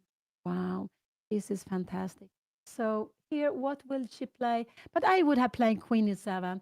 Let's see what Anna is on her way to play. She's down to 16 minutes. She is down to 16 minutes, but she's on her way to make a move. Wow, let's see. Oh, and this is so exciting. What will she do? Oh, Oh, what will she do? Oh, I'm getting, it looks like she's not grabbing the queen. Oh, don't go h6. Oh, she is going for this c5. Yeah, this is a very scary move. And we can see that Anna is a very tactical player. Oh, wow. She goes for c5. And what will her opponent do here? If he goes knight f5, Anna can go bishop e4 after rook takes. So she can absolutely, she wins to c5. She wins for this. It's absolutely fine. But now he has this move. And I think Anna will go bishop takes and take and knight take e4. Can you go bishop take b4? No, we have queen take g5 and you take here now. And a position like this, we keep an eye on the rook here and Anna has lost the pawn. This is absolutely equal. But how is this? Queen takes c2 and you are, this is actually queen takes c2 and you need to go knight c6 here now. And here we have lots of tactical things. Yeah, this is oh so scary. C5. Will he take on c5? I think so. Or is he scared of c5? This is no problem because we just grab here. And Anna, yeah, Anna can go queen b6 here. Um, you go here and we need to go, oh, now knight take e4. Wow, and bishop e3 and queen b7. This is absolutely fine to be played. This is absolutely fine. So after this, Anna can actually go rook c8. This is a good move to be played. Knight take and queen b6. This is actually very good to be played. And after queen a4, this is not good. She needs to go knight e4. So we have a fret here, we have a fret here. So all of this is actually absolutely fine for Anna to be playing. If you come here, yeah, we will get, yeah, I guess we just take it. If you take here, we will take here knight f5. We can just you don't even have a real, maybe we can even go g6 and it's absolutely equal. So Anna went for the sharp c5. I wouldn't have dared to do that. So she went for the very sharp move c5. Oh, so, so exciting. Finally, this bishop line is open up. What will he? Does he dare to take here? Will he go knight b3? Then actually Anna can even take on e4. He needs to move away and she can go. Actually, bishop d5 is a good move to be played, but it's very scary. Put the bishop here and she can go c4. Oh, wow. This is also very, I'm not sure really what is happening here now. And yeah, we just put more pressure. Oh, wow. What is happening? Can we just take here? We will always need to take like this queen f5. Oh, we have rook e5. I'm just making moves very, very quickly, but it's so scary. I would be. So what are the moves? Knight f5 is not a good move. This is one move that could be played. And now, can Anna go bishop take e4? Yes, she can absolutely play that. That is absolutely fine to be played. So if you go knight b3, she can also take here. And that is absolutely her plan, I would say. So if he moves away the knight, knight b5, then actually queen a5 is a good move to be played. Bishop f6 and queen take b5. And we see this is on the rim. There are frets here, there are frets here, and also bishop c6 slow move is also coming. This is just very, very good. Oh, I'm getting so exciting. Wow, we have some fireworks here now. Anna play c5, very active move. The best he can do is take on c5. What will Anna do? I'm a little worried she will take here, that we will have this position. But knight a4, he has queen take here. And Anna needs to go for this. She will play with the pawn less. This is absolutely fine to play. Can she go queen h4 here now? No, maybe we can even go g3. Oh no, this is a mistake. Queen f6. But we can go. So maybe we should go queen f4 here now. But then we have knight f3. We keeps everything under control. So queen h4. We have rook d2 here now. No, we don't have rook d2. How are we going to defend it? This is actually a very good way of attacking. And g3 is not possible because we have queen f6. And after queen f6, you can't defend this in a good way. And this is different if you come here. Oh, sorry. This is very far away. I just want to show this because now with the pawn on g2, we can go knight f3. With the pawn on g3, it's not possible.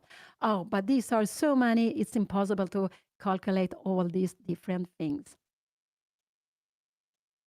Wow, wow.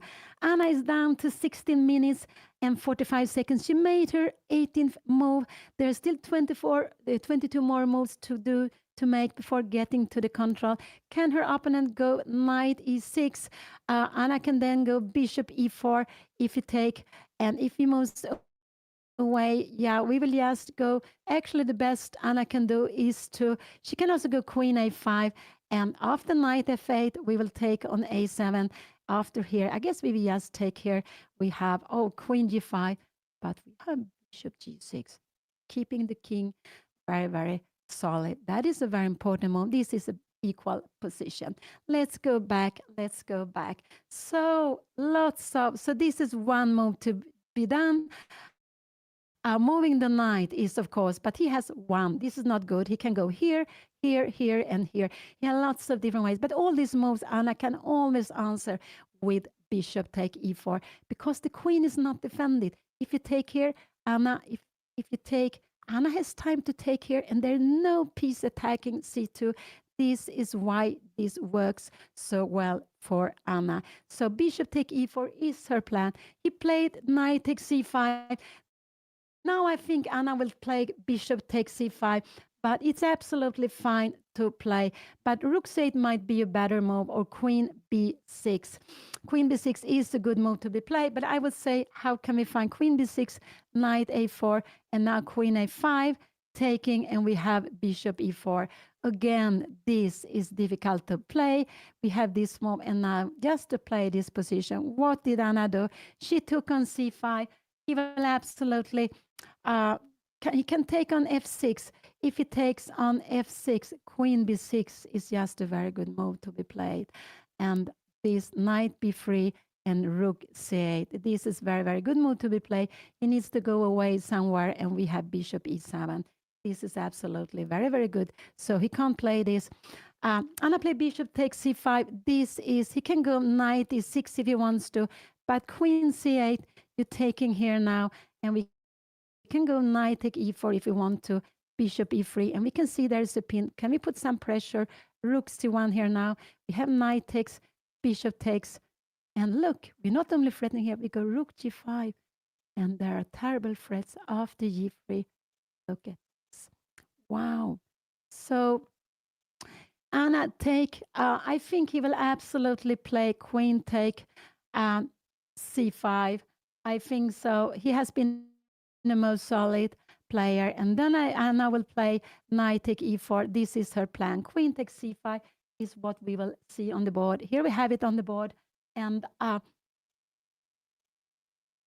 here we have it on the board. Now we will see knight take e4. This is her plan, and the best he can do. This is absolutely what Anna needs to do. She needs to take on e4, and I do hope she plays knight take e4. Um, we are now, this was the 19th, 20th move for white, and here we have it on the board. Uh, Knight take e4 is a fork, and the best your opponent can do is actually to go like this: knight takes c5 and bishop a5. This pawn is just, maybe Anna can go here now. I'm just wondering, if you take here, we take knight take b2, but after knight e4, can we go rook b1? And now we have bishop e4, so this could be a move, but we have rook d2, and we go rook e5, taking here, and we are playing a5. You need to keep it like this, and we are going, trying to make some pin, and after this, but we're keeping everything alive, and Anna will stay with the last pawn.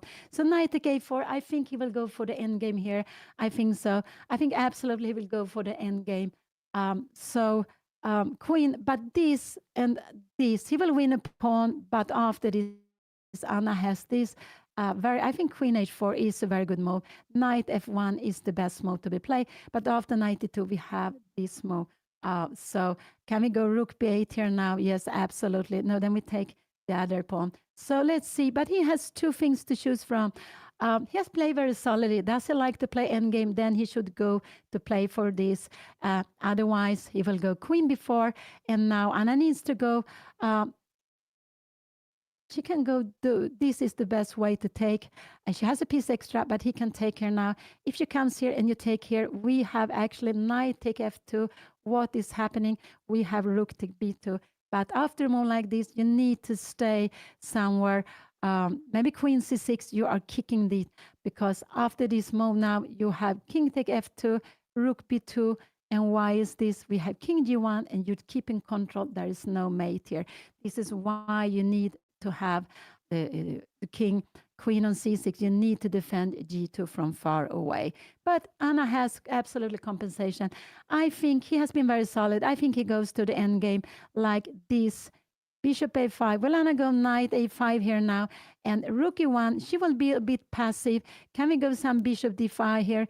You will go b3. And how? This is a bit annoying. Her opponent will be more active here. Maybe we need to go some f6, but knight b5. Oh, this could be very, very scary. So Anna, no, yeah. So after here, maybe in a more position like this, we need to go some.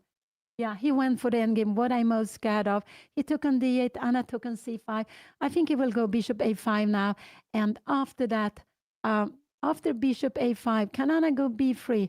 And but if he plays like this is absolutely equal. This is no problem. But a take b3, it could be that Anna wants to play this position. But here she will be worse. He has a double pawn, but she will absolutely be worse. Can you go something like bishop 5? No, I don't think so. Maybe knight b5 could be coming. So it's a little bit scary. But I think this is what we will see. Bishop a5, and I think we will see b3 on the board. I think so. And here we have it on the board. He sees something to attack. And now he got the position he really wants to have. And Anna is worse here. What will she do? Maybe knight a4 will come. But then I think we will see rook d2 on the board. Absolutely. And this I think we will see on the board because b3, knight c3, rook d2, knight d5. Anna will be fighting here. Okay, knight c2, but you will absolutely be fighting. No, he will not play like this. So if Anna, bishop a5, if Anna goes knight a4, we will have this move. No, sorry, we will have rook d2. If Anna go rook e4, we have time to go after this more. If we take here now, we will go f3. Knight c4, take here. And why is this? Because it's defending. I forgot it's defending, and there is no pin. We will just save game like this. So bishop a5. Now Anna is under pressure. Knight a4. I'm not sure what is better, but this is the active way to play the position. It's possible Anna will go a3, bishop here. Can we go bishop d5 now? But rook a3, oh, that is not easy to see. But it's the best her opponent can do. Rook a3. I would say that is not at all easy to play. But this bishop a5 is annoying because it keeps away. We can try something like this, but then you have knight b5 and bishop c6. You have knight d6. And we see again this bishop taking lots of counter. But here we can fight. a7 is weak. Anna will try somehow to get, I don't know, rook e7. Can we go some rook a1? And we are trying to get knight d4 and having some threats. This is very, very far away. This is really very, very far away. But I think Anna will go b3 here now. I would say this is the most active way to play it. But is it the best? No, I don't know. Maybe this is a good move. Take knight e3. We will go knight c4. We go knight f4. And now we want to go, after king h2, we want to go knight e2. And we want to play this endgame. And if we were able, but now this is hanging. So maybe king g3 is coming. Rook a8. You're coming down here. We need to come here. And after rook d1, we will need to make f6. And this is absolutely possible to be played. White has an extra pawn, but we will be fighting. So that's why I wasn't happy Anna took on c5. She went, so she wanted to go, I think she wanted to go for something she thought was equal. And that, so what could we see here now? Um, but the end game is only because of this pawn. If she had a pawn on a5, only because of this last move, everything else would have been equal. But he find this very good move, and he is putting pressure on b4. So now it could be that Anna is actually in getting into danger. She is in a worse position because of the b4 pawn. If it was on b6, she would be fantastically fine. But the pawns are not allowed to go backward.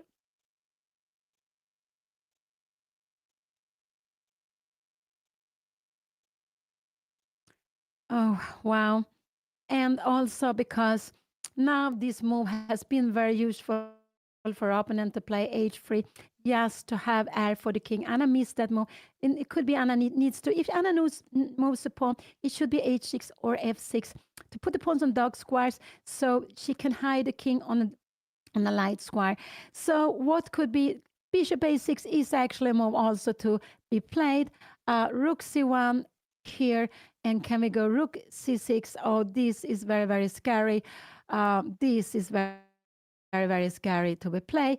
I'm not sure what is happening here. Knight f5, and we have bishop b5. Oh, this is very, very scary. So yeah, let's see. He went up, but he made his, what move was that? He made his 22nd move. There's still 18 more moves to go. It could be that Anna's opponent is smoking, and there it is. She played knight a6. I'm not so happy about knight a6, actually. I think we will see rook c1 on the board here now, but she has a plan. Knight a6, and her plan is to go rook e5. After knight b5 now, this would be, we will go rook e5, knight c7, and we will take it. So now this was in way, there is only one move, I guess, to keep the control. One is knight b3. Let's see if we make rook c1. We are coming here and we go in knight b3, and now Anna has rook g3, putting some threats, and we put this active. So this is actually fine. These two, can we go rook d7 here now? We have rook b5, and again, we are keeping out like this. If you're coming here, we will probably jump in. Look at this, and in the one, I'm jumping around everywhere, and we will have a fork here now. So there are still knight a6. The plan is to go bishop rook e5. The plan is to play against this knight, actually. So that is what she is planning. So I'm just wondering, rook c1 coming here, knight e3. Can we go rook bishop here? No, because of the mate and rook c6, this would be losing. And it's losing because here we have a mate. Wow. So this, we have to be so careful. Oh, I'm worried. I think we will see rook c1 on the board and rook e5, and then knight b3, and now bishop d5 would be losing. This is a good move to be played, just to make it more weaker and actually to come here. But bishop d5 would be losing because a rook take here. Wow. If it comes here first, um, if it comes here, oh, sorry, d3, d3. If you come here first, now, let's say you make something like this. Now, is bishop d5 a move coming now? No, because you have f4. So this could actually be, you see there's a dangerous trap. And I think rook c1 is a very good move to be played. Rook e1 is also a good move to be played. Rook e1 is actually the best move to be played. But will he see this? Rook e5 here, and he will be scared of this, actually. If you play, but f4, we can see f4, a rook h5, and g4, that this doesn't, yeah, coming here now. And this is actually also very good for white because of the knight on the rim. And he go rook a c1. And I will absolutely go now rook c5. But rook e1 came on the board. And I will absolutely go rook e5, knight b3. But then I'm so scared that she will go into the trap. This is very, very scary. This is very, very scary. Can Anna go rook b5 here now? Oh, no, we have bishop c7. So this is what I do hope Anna will play. If you're coming here now, this, then you have rook d5. And we are, this is just very, very good to be played. So it could be that if Anna go rook e5, Let's see what will happen. I think she will go rook e5 to play against the rook. And this is the maybe best, is the tricky move. Can we go rook d5 here now? No, then we need to keep our rook. Actually, rook e8 could be a good move to be played, but actually, this is a good move to play g4. We can go h5. If you go something like this, we have bishop f3. So this is actually very good. We get some squares. So let's see here now. Oh, so Anna is down to 12 minutes. Her opponent has 13 minutes on the clock. And he made his 20, what move was it? 23rd move. Rook to c1. That was logical. All his pieces are playing. I think Anna will go rook e5. I do hope so. I think it's the best move she can go do. She can also go if she wants to. She can go h6 if she wants to. But then maybe knight c6 could be coming. So rook e5 is a good move. You don't have time for this because we would actually just grab it and we win a piece. So that is why. So rook e5, we have a directly threat on this. But I am very scared of this move here now. And then, but then this would be good. And why is this so good? Because you will need to make some weaknesses. This diagonal will be more open, and now we can play in different way. Maybe rook b5 is a good way of playing, and yeah, we just play the position here. So, oh, I do hope Anna go rook e5. What more moves could she be thinking? Yeah, h6 could be a move to be played. There are lots of things she could be playing here now. h6 could absolutely be possible that she wants to play in the position, just to not be a mate in the last position, not to be mated on the last rank. So h6 and rook e5, I think, are the logical move. Rook c8 would actually be maybe a problem because of knight f5. We have knight d6 coming and we have a mate. Now this would be a blunder. Oh, not rook to c8. Could rook c8 could become like this and this, but I don't think so. We have knight c6. So rook c8 would actually get Anna into problems. I do hope she doesn't go. Rook c8 is a natural move, but her pieces on a6 is so passive. She needs to get away with it. Rook e5 came, and now what will he play? That was a very, very good move. I'm so happy again to see her find it. This so good move. If bishop c7 comes, this is a very good move. Just to pin here now, and if he goes away, bishop f4, maybe we can start making something like this. We can do that. She can also bring in the knight. That is absolutely very good. Knight b5. We will actually have knight to d3. Wow, this was going to become. I am not sure what is happening here now. We have knight to f4, and in the end, we will get. I am not sure which piece we should take with like this. We have still a 4 coming. Oh, I'm getting so excited. Rook e5 was a good move. If he goes knight b3, it's a big trap. I'm so scared Anna will go bishop d5 and she will lose. Oh, no, this was a good move. And if Anna goes bishop d5, she will actually be losing. I just hope she doesn't do that. So I want her to go, but I don't think she will go bishop d5 because after f4, she can go rook a5, but bishop d5 could be possible.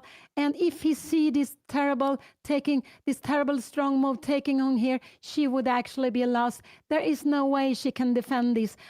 So don't go bishop d5, but it's a trap, and Anna has a little time, and we can see she's on her way to move. I think I'm so scared. Don't play too quickly here now. But she's down to 10 minutes, and these are no. I hope she go rook g5 just to play against g2, and then it looks like she's going to grab the rook. And here it came on the board, bishop d5. This is a blunder, and this is what I was very scared of, that she was going to play. What will her opponent do now? Will he find this tactical? It depends on how good he can win now on the spot. I cannot see Anna any way to defend this. A rook with 2 pieces are too strong. Oh, I'm so sorry, but she has played so well. She has too little time here now in such a good moment. Will he find it? This was the blunder we have looked at. Remember, a knight on the rim are just so very, very passive. Will he do that? Will he play that? I don't know.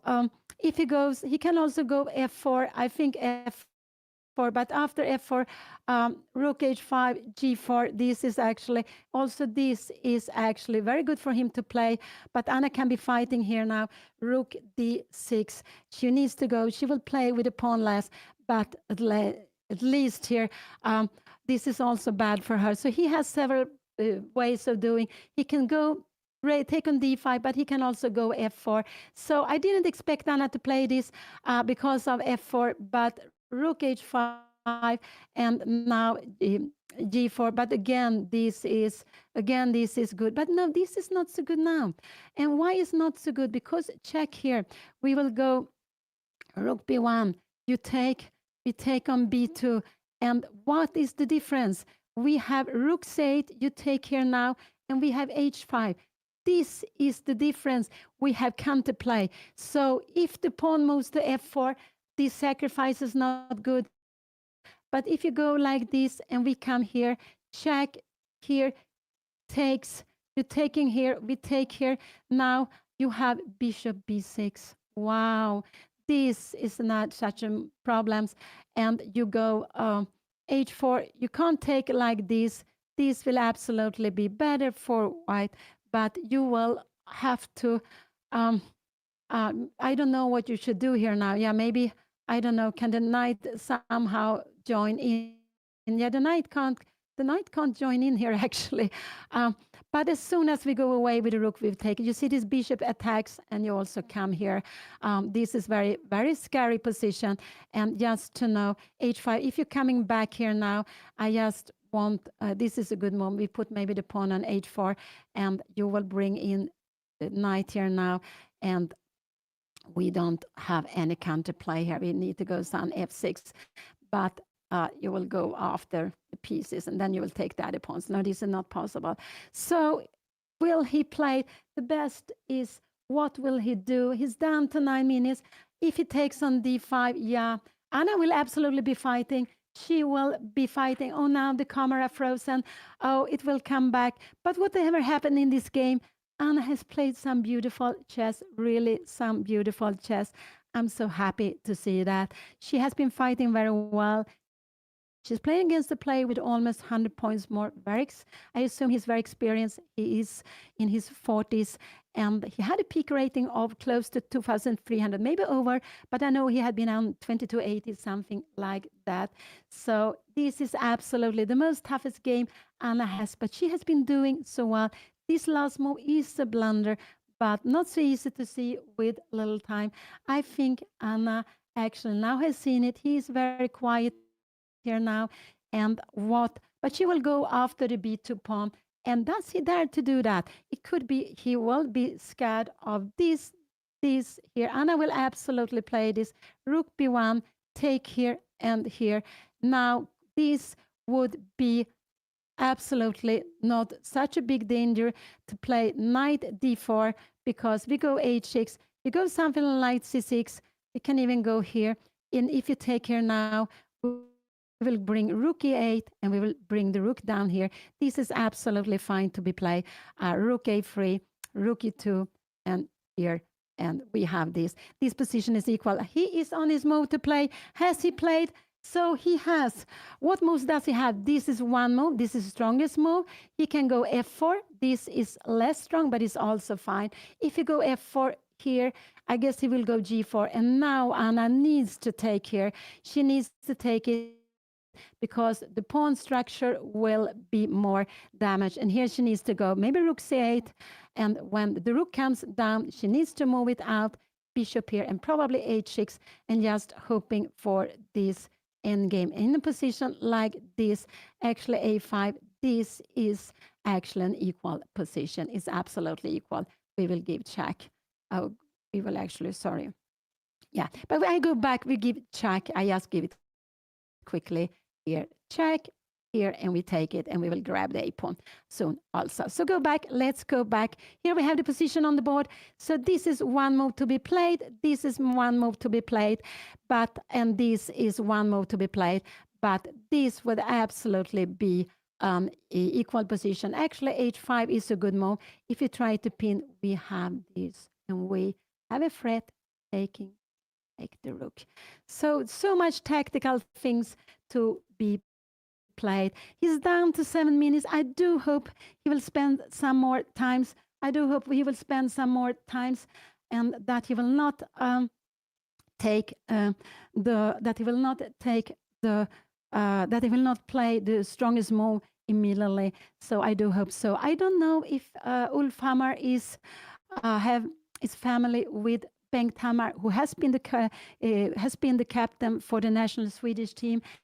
He was the captain when I played my first Olympiad '78 in Buenos Aires. I was a reserve player in the women team, so they have the same last name. But I don't know if they are family. I think Hammar is not is yeah quite. I guess it's quite a lot of players having that name. So here we have the position on the board. Also important to see that what will he do here now. So this is one move to be played. Could this come back? No. Then we could go queen take here, and we have a threat here. And if you come here, we can take this. The bishop can also go backwards. So no, that is not possible. Now he's on his way to move. What will he do? What did he do? He played bishop c7. Oh wow! He played bishop take c7. That was amazing. I am surprised. So what can Anna do? Anna should take the knight here on c7. This should be a good move to be played. And now actually the best she can do is to go h5, to play with the bishop against here, to play with the bishop against she can also, can she go rook g5? No, that could be a danger because bishop g3. So she should take the bishop. He played the most solid move, So just take the bishop. This is more active. This is more passive. Rook and bishop are very good together. So I do hope Anna will take the bishop. This knight doesn't have a future. We want to take it away. And after this, it's very good to move out the pawn. I don't know, h6 or a5. h6 is maybe what I would do. And the idea with h6 is to get luft here. If Anna goes here, this is an in-between move to be played. And after this, we have this. And I would say it would just be, this is also still this is absolutely possible to be played. But she will actually be playing with a pawn less here, king e2, rook g5. Yeah, maybe we can start making some attack. And here we have this position, king here. And no, we don't have like this. We have upcoming. This is actually just a little bit better, but she will have to play with the pawn less. That would be unfortunately. She should take on c7. Anna is down to 845. She is down to 845. Yes, take the bishop.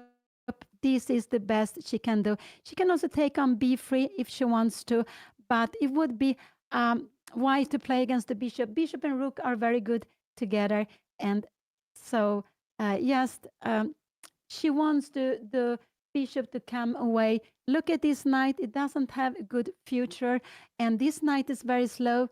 So rook and bishop together, we just like them. We don't want to keep them on the board. A rook and bishop against Anna's knight and rook will make her suffering in the game. It will absolutely make her suffering in the game. So this is move. He played his move number 20. 25. Anna still needs to make 26 more moves to reach the time control, but just taking on c7. And I think this is a very good move to be played. And now to move away the h pawn, and we have a very, very good. Her opponent could go here, and we could just go a5. Now we have to be a little bit careful for this one. Now we have a check between. But after rook d4, now we can take here and take, and we can give a check here. And king f2, I'm not sure about rook e2 because we have rook f4 here now, rook f8 to take, and we take here, and we will go rook f3, and we will go and pick up this pawn. So this will absolutely be better for white. So yeah, Anna is down to 7 minutes. So the game is still lots of tactics that can be going. I don't want Anna to play this because here she will actually have to play with a passive knight against the bishop. This rook d5, knight e6, and this is a little bit scary to be playing. So I do hope she will not go for that. Also, if you get an endgame with bishop against knight, pawns on both sides, we change all the other pieces.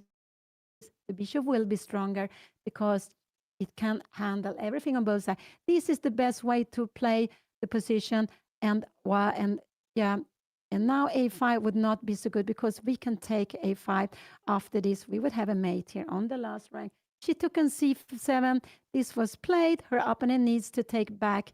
What will Anna play now? It could be she take on b3, but I think h6 is a very good move to be played.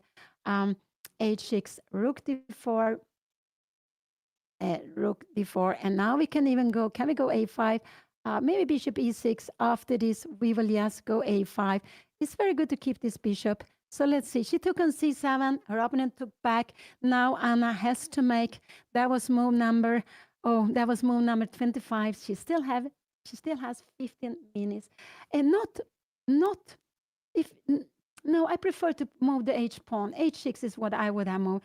H5 is possible, but I like to move to keep control on the dark square. I would have gone h6 here now. And rook d4, this is actually a very beautiful move to be played. And the idea is if you take here, I think we can give check here and maybe rook e2. No, we have knight d4, this is not good. After a move like this, but a5 could be good, knight d4. And oh no, a5, you see, I'm so excited.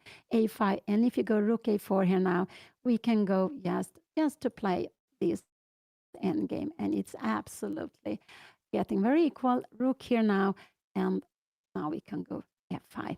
So yeah, h6 or h5 is the move I would prefer Anna to play here now in the position. This is what, just to give air on the last rank. If she plays this, this can be coming, and that would be good because we don't have time to take here. It's mate. That's the problem. She hasn't made Luft, so it's mate, and that's why it's very good to go this little move, moving up the pawn. Yeah, h5 is also possible. I just like to put the pawn on the dog square. It could be that h5 is the best move to be played here now. Absolutely, to take more space. That is actually probably more blown. If you go rook d4 here now, and we go rook a8. So let's see what Anna will do. She is down to 4 minutes. It could be that she will take some b3, but then she will have to play. She played h6. That was absolutely fine to play. I like this move. That was very good move to be played. What will her opponent do here now? Rook d4 is a good move, but she's keeping the bishop. That is very good move to be played. Rook d4 is a good move here to be played. And if Anna takes here and she goes a5 here, and she goes a5, her opponent can go rook f8. But now the best for Anna is to play this move, and we have an equal position where, yeah, you go something like this. We are going g5 here. We can go king g7. Are you going rook c6? No, we're actually not. After this move, I just want to show we can go f6. Look at this rook is almost trapped here, and after we will go rook d8. Wow, can you see? We need to go rook c5, and we are going like this here, rook f5, and like probably rook take b2. Then you're coming out, but we can actually, yeah, you will come out with h4. We'll take the pawns, but this is absolutely an equal position. So this was a good move to play. Just give some air. Now Anna is maybe planning a5. You can't really pin it. This would be losing on the spot, taking on b3. So Anna played very nicely, h6, h5. Both of them are fine. With h5, you take more space. With h6, you are, and now you're taking more control of the dark square.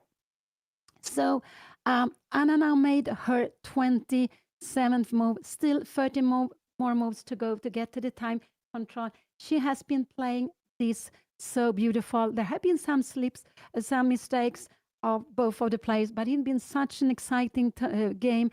And also, she's facing a higher rated opponent who has been very, very solid. We can see that he always chooses the most solid moves in the position, always choosing the most solid moves in the position. And if f4 comes, this is important to be able to play. So after rook take d4, if Anna goes a5, f4 is a scary move because we will need to play with an exchange less. And even if this is absolutely fine, I don't like to play this. I am absolutely not happy to play position like this. Even if it would be fine, because we would start marching with the pawns. So if rook d4 comes, f4 is a threat, and it's a threat because after this f4, if we give a check, we have king f2, we have king e2, we attack it. So rook d4, we would do two things. We would attack the pawn, but we were also threatening f4. So this is very important. This is very important move. So does he dare to go f4? But I'm not sure he does. Does he dare to go here? Because after this, you need to see that after check here, rook e2, you have rook f4, and this is a tremendous threat. So Anna, coming here, you're taking the pawn. He played f4. He played f4. So that was Anna took on b3. That was very good move. And now she played. He took on b3. Anna took back. She can go rook e2. I think, yeah, he wants to go. So the best move Anna can do is rook e4. And after, if you go come here, we will go rook to f4. And this is a little bit better for white, for black. This is a little bit better for black because I don't know. Maybe I would go g5.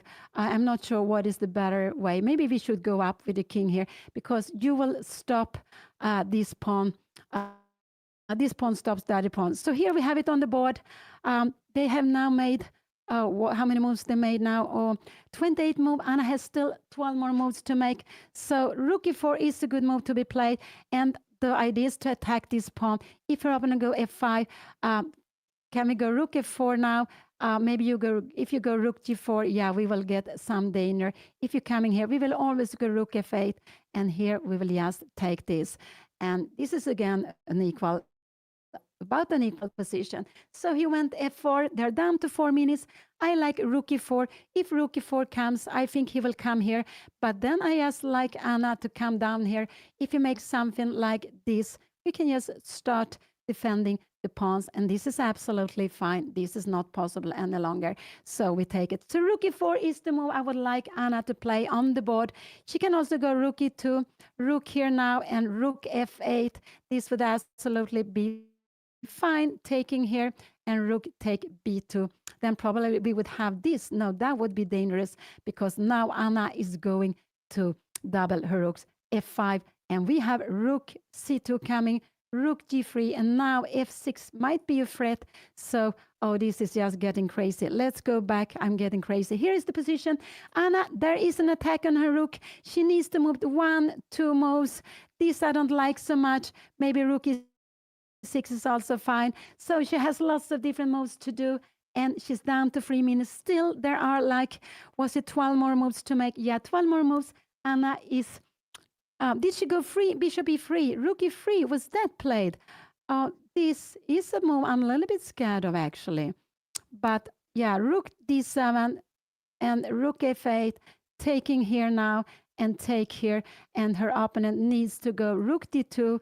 And here, Anna maybe she can go g6. She can play in different ways here now.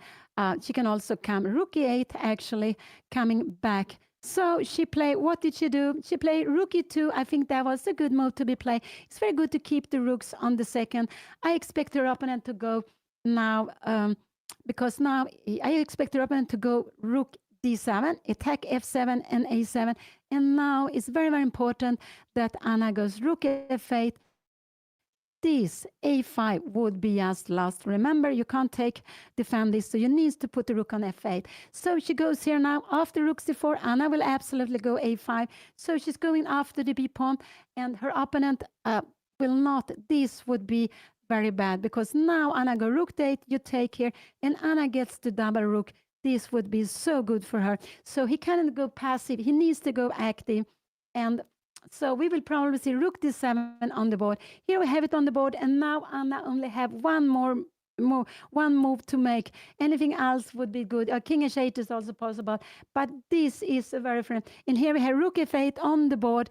Very, very important. We need to keep this pawn. And now Anna wants to take. He will absolutely, if he go rook b7 to take on b4, Anna go a5 first, and then she will take the pawn. So he will take on a7. Anna, we will have this position. Anna will take here now, and he will go rook d3. And now here Anna can actually go like this. We have rook g3, but maybe we can go rook c3 here now. Actually, this is actually also an equal position. Rook c7, b7, and there is only one way of saving is going away with the king. So let's see. Anna play rook f8. Now her opponent is like having 3 minutes.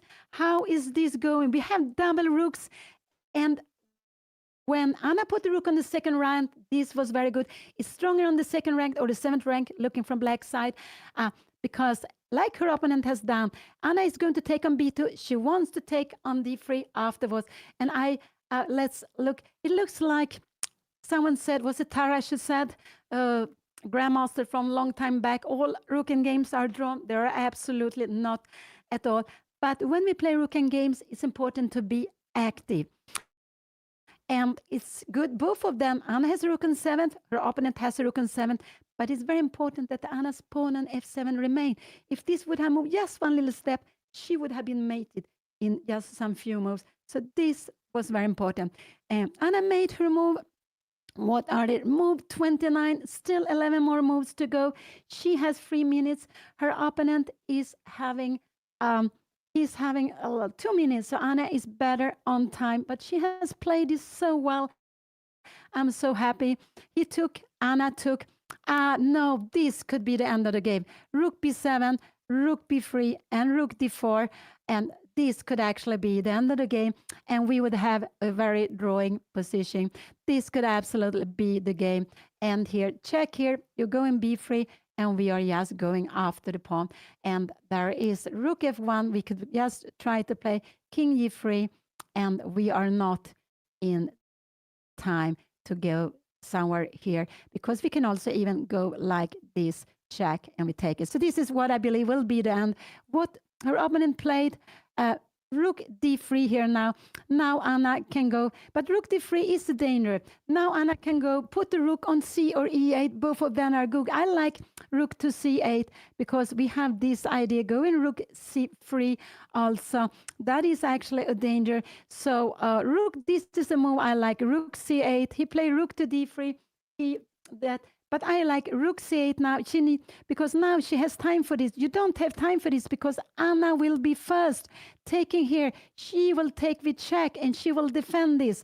And we will go something like this, maybe check here and here. I'm not sure how we'll do this. Keeping it like this, and probably maybe rook g3. This would be just fantastic. So let's see. Rook c8 is absolutely the move I like more than anything else. After here now, Anna could go rook c8, but rook c2 is a more, she could come here. Then you have rook g3, and now we can go rook c3, and this would absolutely be an equal position. So let's see what will happen. We have to be a little careful that there are no mates also on the position.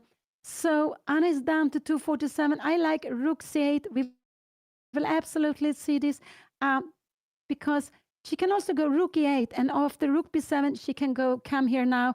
But f5 is a little bit scary. Why is scary? Yeah, now we have this. Yeah, the idea is I was a little worried. Now we have mate threat, but this will actually be, no, you will need to come here. We will actually take here and take, and there is no mate. We will escape. So Anna is taking a bit of time. She's down to 2 minutes. She still has to make how many moves? She still has to make 10 more moves. So rook to c8 or rook to e8, both of them are fine. If you comes here, her opponent absolutely will come here. After this move, f5, we will need to come here. Her opponent will need to come here. And now we will have something like this here. Can we threaten some mate here now? Rook d3. This could actually be a little bit scary now. for Anna. It could be a little bit scary. So let's see. Rook c8 is what I like. After rook b7, I think rook c3 is a nice move to be played. Check here and here. And if your opponent try to go for the mate, we can actually go f5. So rook c8 or rook 8 are the moves I would like one of them to be played here now, because her opponent is planning to go rook b3 and pick up the pawn. So Anna needs to get active with her last rook. She is down to 1 minute. She is down to 1 minute. So let's see what she will play here now. I'm getting a little bit concerned. It could also be that she will go rook. Could she go rook here? But this would be rook d4. That would be, and now rook c8. This is also possible to be playing. Absolutely, it's possible also to be played. Let's see what will happen. I'm getting so scared because of the time. She still has 10 more moves to do. And he could go for a draw, but he wants to keep the pieces. Rook bait, yeah, rook bait is also possible to be played, but she will become more passive. Yeah, rook bait is possible to be played. I forgot about this. But then we will go here. We have a plan of going f5. Yeah, so rook bait is also possible to be played. You're right. I forgot about it. Just move the rook. She really needs to move the rook. She's down to 23 seconds. Oh, I'm so worried about, not so much about the time, about the position, but about the time. Let's see what Anna will do. Don't flag now. You have been playing so well. You have been playing so well, but you need to move. In here, we have rook c8, and that is the move I really like. On the board, we are planning to go rook ct, or we are planning to go rook c2. Both of them are absolutely very, very fine. What will her opponent do here now?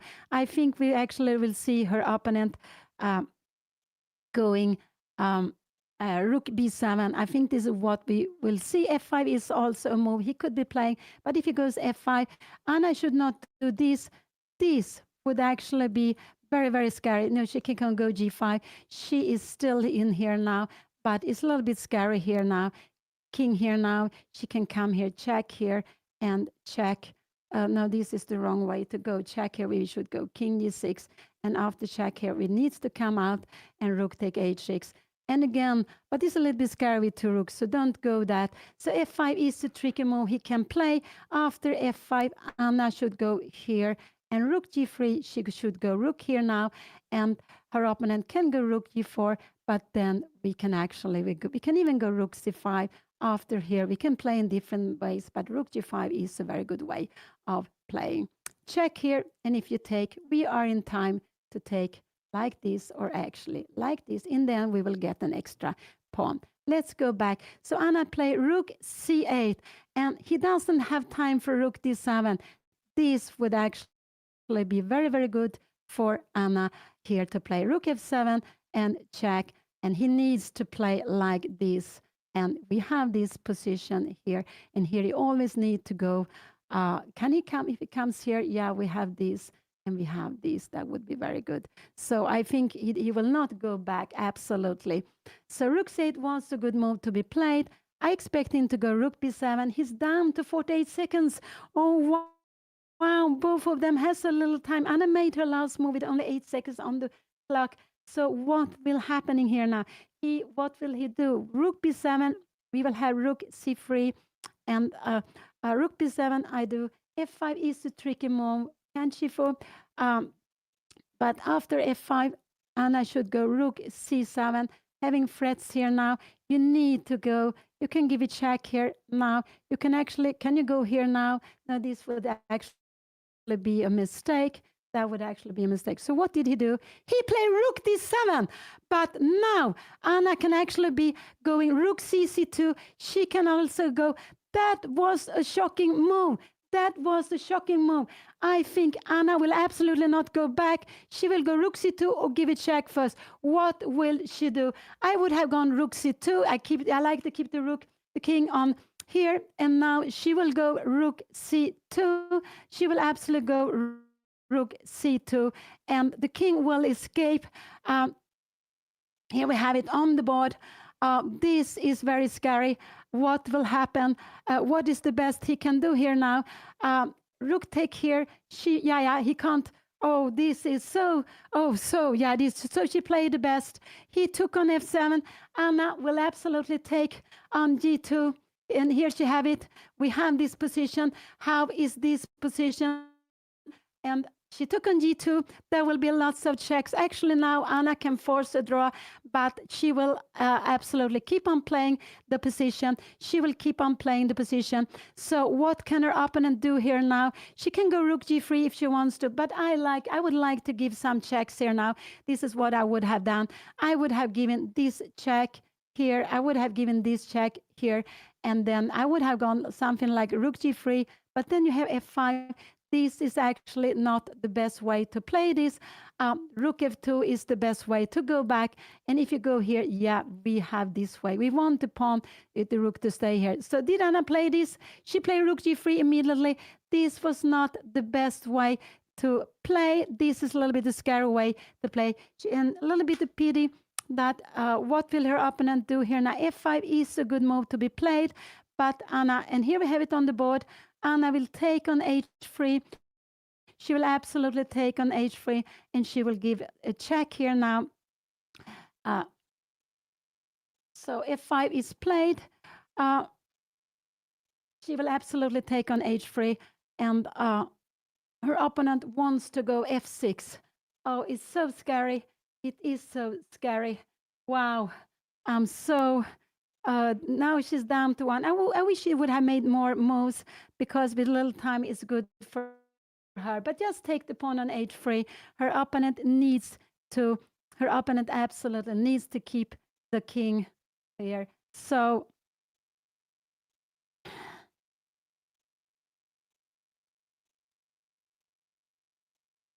yeah, it's quite, it's a bit scary now.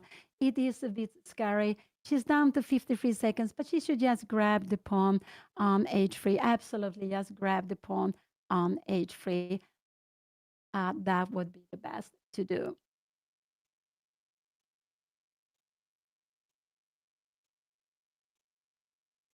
Yeah, she can go rook f. If she goes rook f2 here now, her opponent, this is maybe a good move to be played. Rook a b7. And so rook f2 is not a move I really like Anna to be playing here now. But okay, rook f2 could be played. You can come here. Can we go rook f5 now? No, you can't go here. You need to go rook g5 here now, and we have f6, and we have this position, which is absolutely a draw. Anna needs to play more. She took an h3. Her opponent has only one move to do, and so he took there, and Anna still needs to make 3 more moves to get the control. She give a check here now. Where is the king going? Is she going back? Is he going to f3?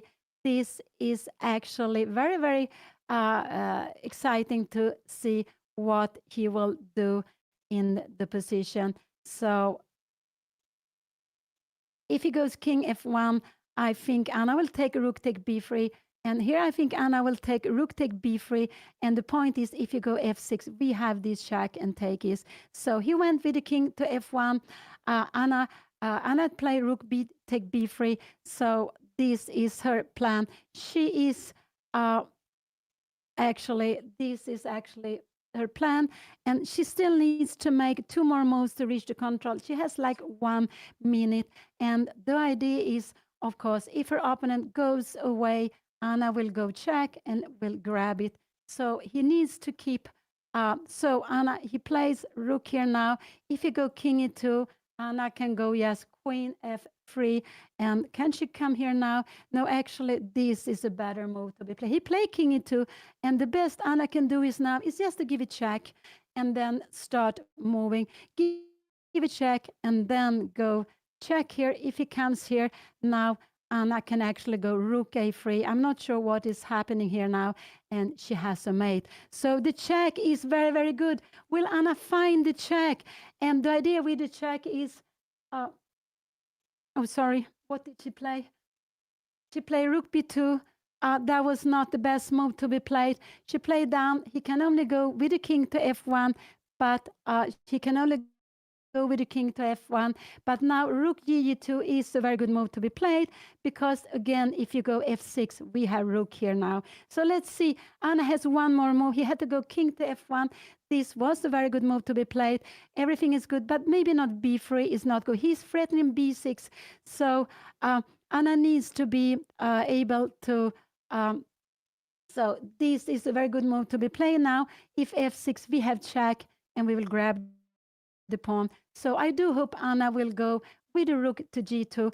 That would be fantastic because he threatens to go f6. This is actually very scary. So Anna needs to be able to stop that move. She has one more move to do. She's down to she is down to 50 to 24 seconds. But just go with the rook to g2. Just go with the rook to g2, and you will have a fantastic position. But it has to be this rook to g2. She played rook b3. This was not the best move. But she wants to reach the control. Now, this is actually the best move he can play, but I would say this is not so easy. Can we come here now, here, and can we start go b3? No, we have this move, and we have a check here, and this would be equal. So she went back. What happened? He played king e2, and now Anna, they have passed the control. They have passed the control. They have made, this is the 41st move. Anna has made her 40th move, and now the best would be to give a check on e3. Will Anna play this very strong check on e3? She played like this, and now again, oh, why she plays so quickly? Now this is a very good move to be played. She has to be a little bit careful now. This is actually the only move she can be playing. Why she plays so quickly? So here we have it on the board. I'm a little bit, king g2 was forced. If she goes back, he can king f1. Now Anna only have king f1. If you go and rook bb2, this is what she could play. Wow, she wanted to play in another move order. Now Anna is completely winning.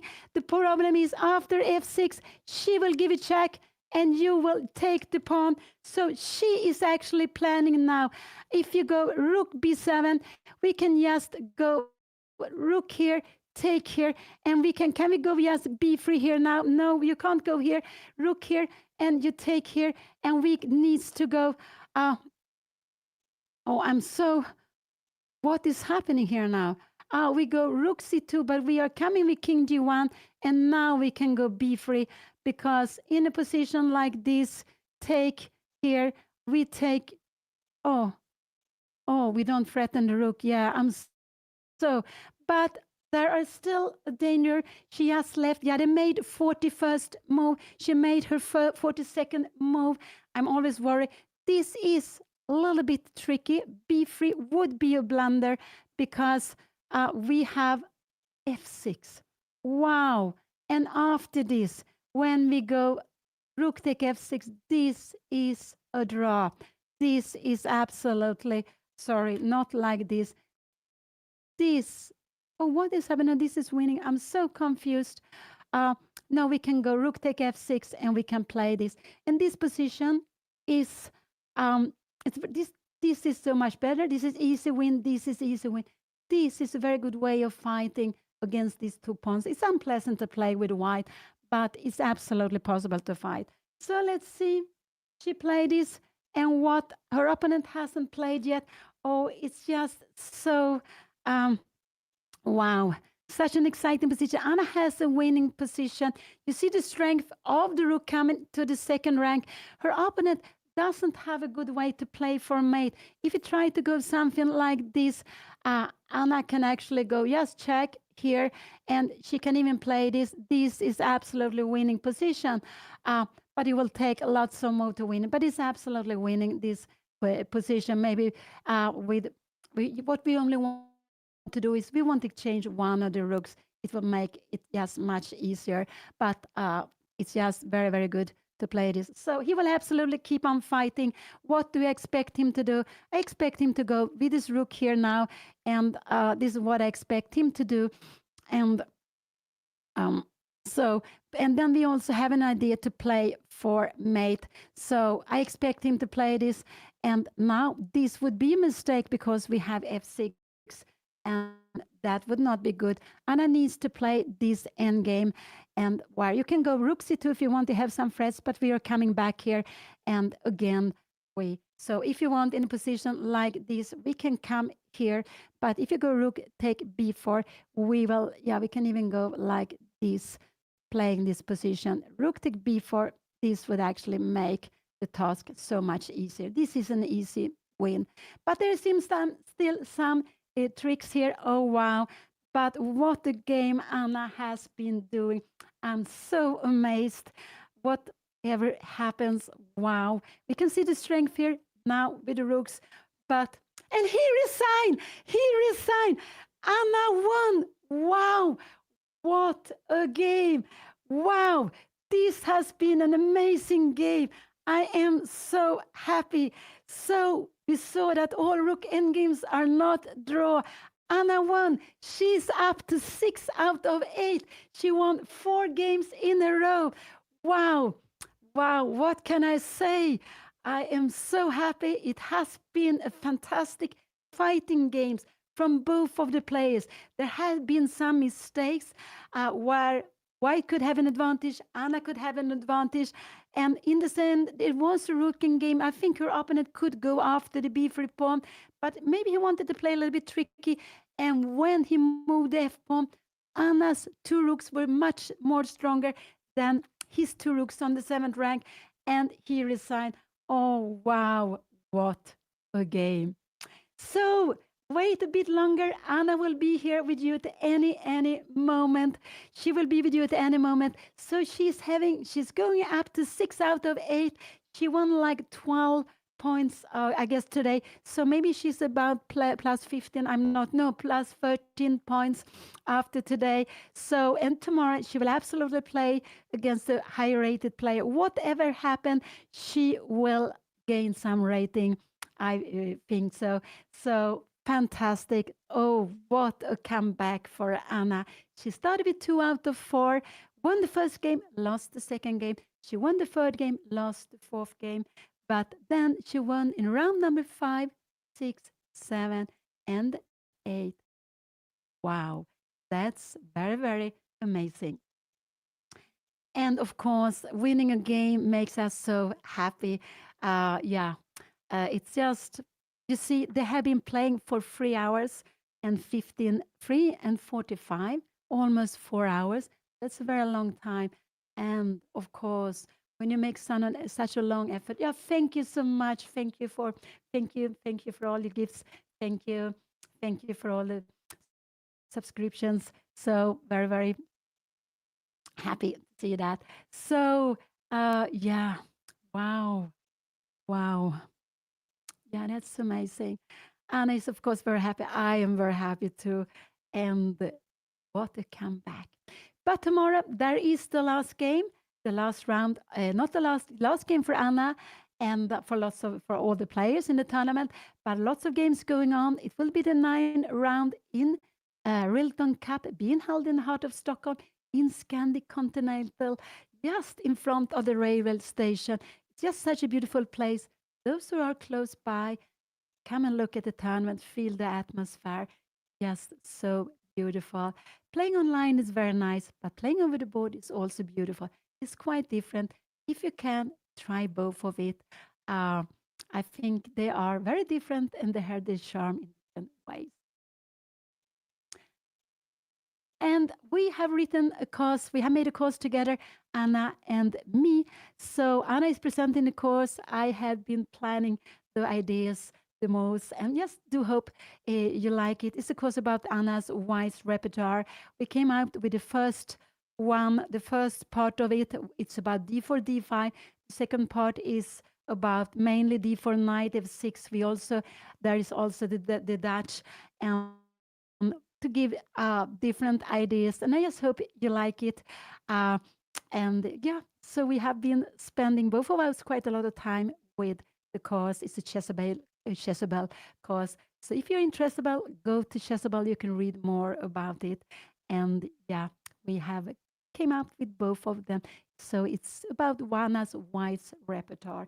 But we were happy. Today Anna scored also with black. So she had made 2 out of 2, 2 out of 4 with black. She has made 4 out of 4.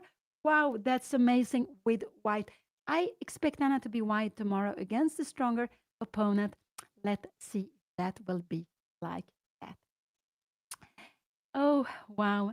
So, yes, wait a little bit longer. She will be here with you at any moment. I don't know if I played against Anna's opponent Ulf Hammar today. Would say with the name Ulf, but he's also the very very famous player, our legend, who was number 4 year 84, and who actually has an incredible strong understanding for chess.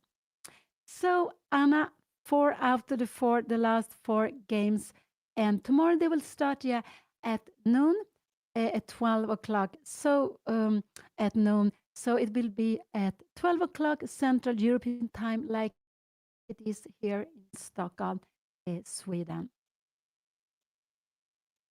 Yeah, Ulf Andersson is, he could be this, I believe he's the strongest tournament, strongest player we have ever. Gideon Stolberg is also very strong. Now we have a very good player, Niels Grandelius, who is among the 100 first. I'm not sure where he is actually. What Anna's plan in this position is actually to start. Her plan is go b3, rook f2, and then push the pawn to b2. So this is her plan. So, and also if black would try this, Anna would just go like this. She would take the pawn, and after rook b7, she would go rook g4. After anything like that, yeah, her king would come up. So she would keep 3 extra pawns. So the best her opponent could have done in the last, oh, sorry, the last position was, here we have the last position. I don't know. Her opponent could have tried to go rook b7, and then we would have had probably an end game like this. But these 2 pawns wins easily. They wins easily. But of course, there would be a lot of moves before the game would have finished. But they will have been kept playing this for a while. But black would aim for to exchange one of the rooks. And then you use the king when you go up. You use the king, so the kings go together with the pawns. And here we see the king is cut off. So the king is also cut off from the h5, which means that the h pawn running with the rook cutting off the king cannot help to stop it. But it's just a winning position. Just wait a little bit longer, and Anna will be with you here at any. So Anna was sharing like 10 to 18, 10 to 21st place before this round. Now she's going up and she's ready here. Now she will be with you. Bye bye. Bye bye. Hello! Hi. Mom, I won! Ah, you won. You played so beautiful. Wow, you play very beautiful. Sometimes there were some mistake, but you play very beautiful, very active, very, very happy. And there were some tactics, but of course, yeah, not easy for you, not easy for your opponent, but very, very happy to see it. And you see, not all Rooken games are drawn. No, I was very happy. When we got into the rooking game, I was very happy. Um, but I think this calls for like the biggest comeback of all time from 2 out of 4 to 6 out of 8. Like, I cannot believe that this is happening. This is a really important game because now, okay, I'm gaining rating. I'm having a really good tournament now, and I have chances of getting top 3 if I win the last game, or top 5 at least. So I have really big chances right now. And it was the first time I won. No, have I won with, yeah, I have won with black. Okay, no, it's my second time winning with black. I forgot. Yeah, I have one with black. So this game was super important. I knew that like if I lose this game, then if I draw, and if I win, it's like, yes, like then it's really good. And I won. It's the first high rated opponent that I beat this tournament, which is like incredible. So, yeah, feels good to beat a high rated opponent with the black pieces. And I felt like I was in my momentum. Like, I'm sure I probably had an easier win at the end, but I only had seconds. So I was like, let me just get 30 minutes. I was trying to do like you, Mom. Instead of making a big decision, just repeat one move, get to move 30, and then I can go ahead and actually try to figure out the win. But maybe I had like Mhm. something easier before, but it doesn't matter. I knew that was winning. Like, I didn't want to complicate it too much, so I just thought I'll do what I see as winning when I have just seconds on the clock. So yeah, I'm very, very, very happy about that. Oh, the stress, the stress. I cannot believe it, Mom. I'm so happy. Of course. So the moments we are we love to get, and that's why we are fighting and fighting to get to the moments. course. Yeah, yeah. No, it's amazing like when we're fighting. I don't hear you super well by the way, Mom. You're cutting off a bit. But yeah. Yeah, But yeah, no, when you're fighting, it just feels incredible to win like that. So, oh, it feels so so good. And I was kind of improvising. I feel like I was being very creative. And I was a little bit improvising. I don't know if my moves were so accurate in the opening, but I just thought it looked fun and I didn't really know what he should do. Then I missed a couple of his moves, but yeah, I felt like everything was under control. I never felt out of control in the game, but yeah, maybe there was something. But yeah, yeah. If you take with the rook on d3, this is dangerous for you. But yeah, I guess so. There are some moments, but yeah. But you played very, very well. It was just such a good fight all the way. yeah, Very, no, very good I'm fight. super Very, happy. and you should be that absolutely. I cannot Is remember the last time I won 4 games in a row in a classical tournament. Like I cannot remember that. Yeah. No, neither do I. And I haven't done that often either. So that's, amazing. It's amazing. Yeah. Oh, so incredible.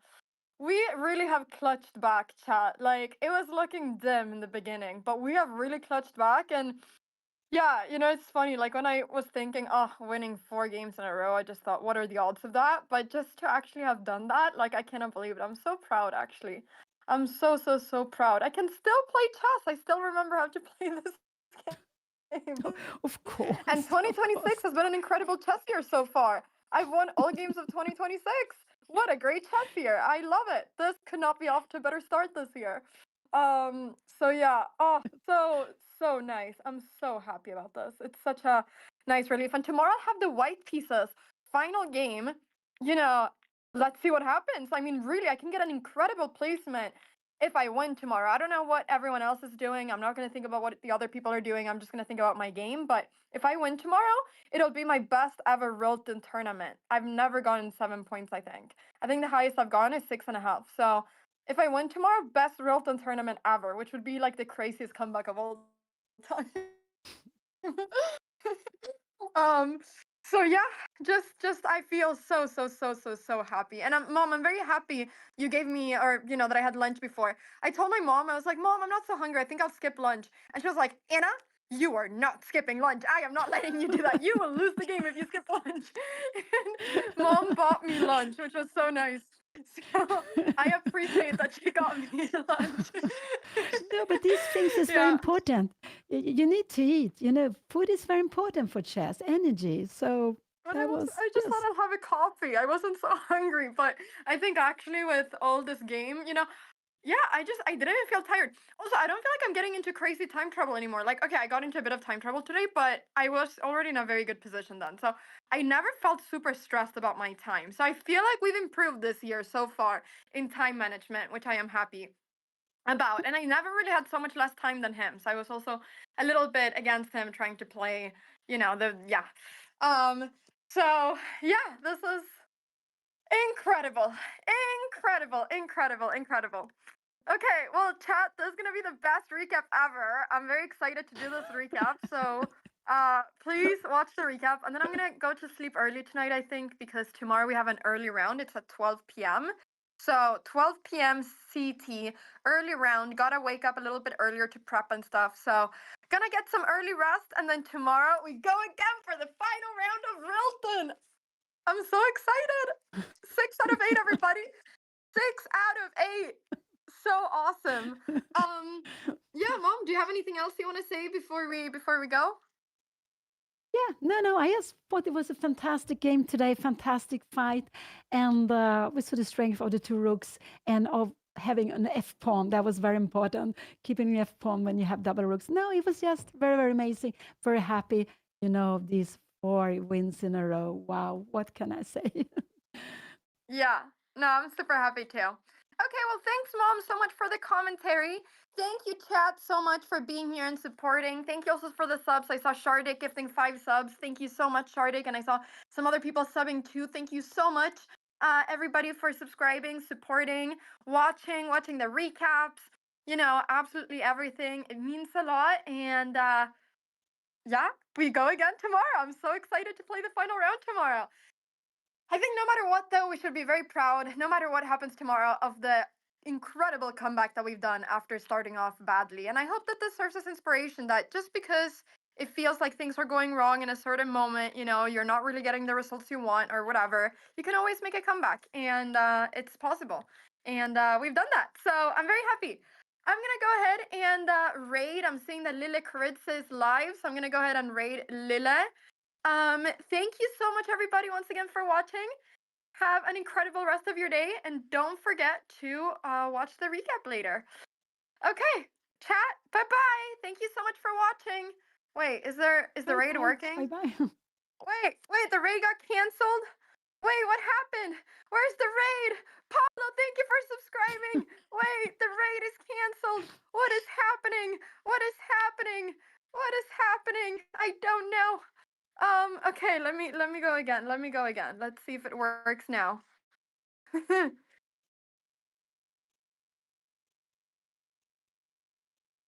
I already have a raid in progress. What is going on? I don't know what's happening. It says I can't raid because I already have a raid. What do you mean? What do you mean I already have a raid? I'm stuck. I'm stuck. I can't. Okay, wait, what's happening? What's happening? Why can I not do that? Okay, well, we will see what happens now. I feel bad just having to end stream. I already have a raid. Okay, chat, well, the raid is not working. Chat, I think we'll just have to end the stream like this. I'm sorry. Go watch some of the chess streamers that are live. I see Lila is live. Chess Dojo also live with Rilton. Go watch some of the chess streamers. My stream doesn't work. Bye bye, everybody. Take care. We can end the stream